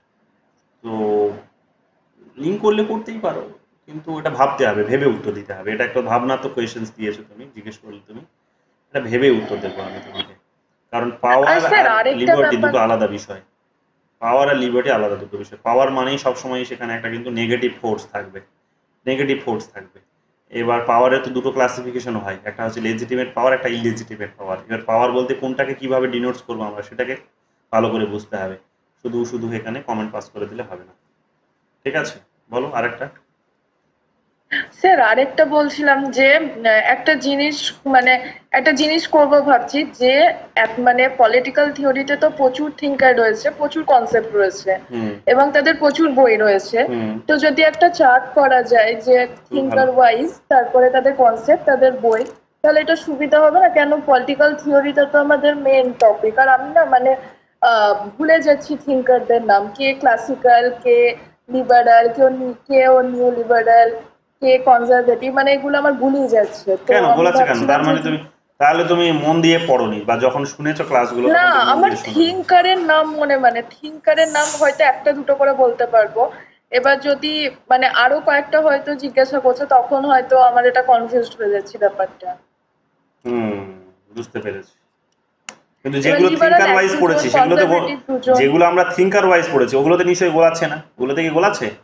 না, থিঙ্কার ওয়াইজে কোনো প্রবলেম নেই, কিন্তু ধরুন লিবারাল কে থিঙ্কার, নিউ লিবারাল কত, মানে ধরুন ৩-৪ জনের যদি নাম বলে, হ্যাঁ কনজারভেটিজম যেমন দুজন দুজন পারবো, মানে এইরকম করে ২-৩ জন পারবো, কিন্তু হয়তো অনেক কজনকে যদি রিলেক্ট করতে বলছে তখন নাম আমি ভুলে যাচ্ছি। তো সেগুলো সকলের জন্যই ডিফিকাল্ট হবে, ওগুলো করার জন্য তোমাকে এক্সট্রিম লেভেলে গিয়ে নেট ইয়ে টেক্সট বই পড়তে হবে।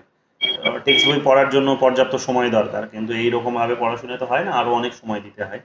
তো তার মধ্যে যতটা হচ্ছে ততটা, না, আমি অসুবিধা কিছু ভাবছিলাম নেই। যে মানে না, যেমন যেমন পড়বো তেমন তেমন একটা লিস্ট চার্ট তৈরি করে নেব, হুম। তাহলে ওটা মানে দেখলে হয়তো মনে থেকে যাবে সারা আমি জীবন, তোমাকে একটা বইয়ের বই নাম। দিয়েছিলাম, মনে আছে বইটার কথা? বই দিয়েছিলাম হ্যাঁ পিডিএফ। আছে তো আমার কাছে। সেই বইটাতে সব আছে, সেই বইটাতে সব আছে। লিবার্টির দেখো ওখানে লিস্ট করে দেওয়া আছে পুরো। তো সেই বইটা দেখো, ওই বইটাতে। আর আমি এগুলো যখন মেটেরিয়ালসগুলো যখন দেবো তখন তো তোমরা এমনিতেও পাবে, ঠিক আছে? আরও অনেক বড় হবে সেটা থেকে, এবং সুন্দর করে হবে, সেই সাজিয়ে গুছিয়ে হবে। তো বইটা খুব ভালো করেই তৈরি করবো, তো তখন পাবে এগুলো, ঠিক আছে?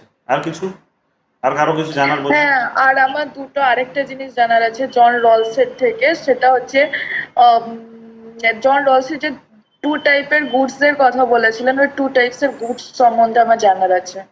টু টাইপ অফ গুডস কি কি বলেছিল? একটা মনে হয় ন্যাচারাল পলিটিক্যাল, একটা ন্যাচারাল সোশ্যাল গুড, এরকম। আচ্ছা, ওটা স্থাপিতা এই বলবে দুটো। তোমাকে, বলো স্থাপিতা। স্যার সোশ্যাল প্রাইমারি গুডস মানে হচ্ছে হেলথ, ওয়েলথ, ইনকাম এটসেট্রা, যেগুলো মানে আমাদের যে মানে দৈনন্দিন জীবনে বেঁচে থাকার জন্য ইম্পর্টেন্ট। আর ন্যাচারাল ওই যেটা মানে রুশোর সাথে কি এটা লিঙ্ক করে এসি স্যার বুঝিয়েছিলেন, ভুলে যাচ্ছি ব্যাপারটা। তো এই দুটো মানে ন্যাচারাল প্রাইমারি গুডস ইম্পর্টেন্ট নাকি সোশ্যাল প্রাইমারি গুডস? ও হ্যাঁ, ন্যাচারাল প্রাইমারি গুডস মানে হচ্ছে যে মানে ধরুন কেউ ব্লাইন্ড এটসেট্রা এরকম, মানে কারো হেলথ ডেফিসিয়েন্সি আছে, মানে আমাদের জীবনের দুটো ইম্পর্টেন্ট জিনিস হচ্ছে ন্যাচারাল প্রাইমারি গুডস আর সোশ্যাল প্রাইমারি গুডস। এবারে সোশ্যাল ধরো মানে টাকা পয়সা এটসেট্রা, মানে সোসাইটিতে বেঁচে থাকার জন্য যেগুলো লাগে। আর ন্যাচারাল হচ্ছে আমাদের হেলথ রিলেটেড, মানে আমি আজকে যদি ব্লাইন্ড, তাহলে ওটা আমার একটা ন্যাচারাল প্রাইমারি গুডের ডেফিসিয়েন্সি হয়েছে। তো এখানে এবারে জন রলস ক্রিটিসাইজ করে বলা হয়েছিল যে John Rawls basically social primary goods কে উনি প্রাধান্য দিয়েছেন। উনি খালি বলছেন distribution of resources in such a way that it benefits the least advantaged. But he is basically talking about those resources which are economic in nature. উনি বারবার মানে টাকা ভাবে বা ইকোনমিক ভাবে একটা এরকম ভাবে উনি জাস্টিসটাকে এনশিওর করার চেষ্টা করছেন।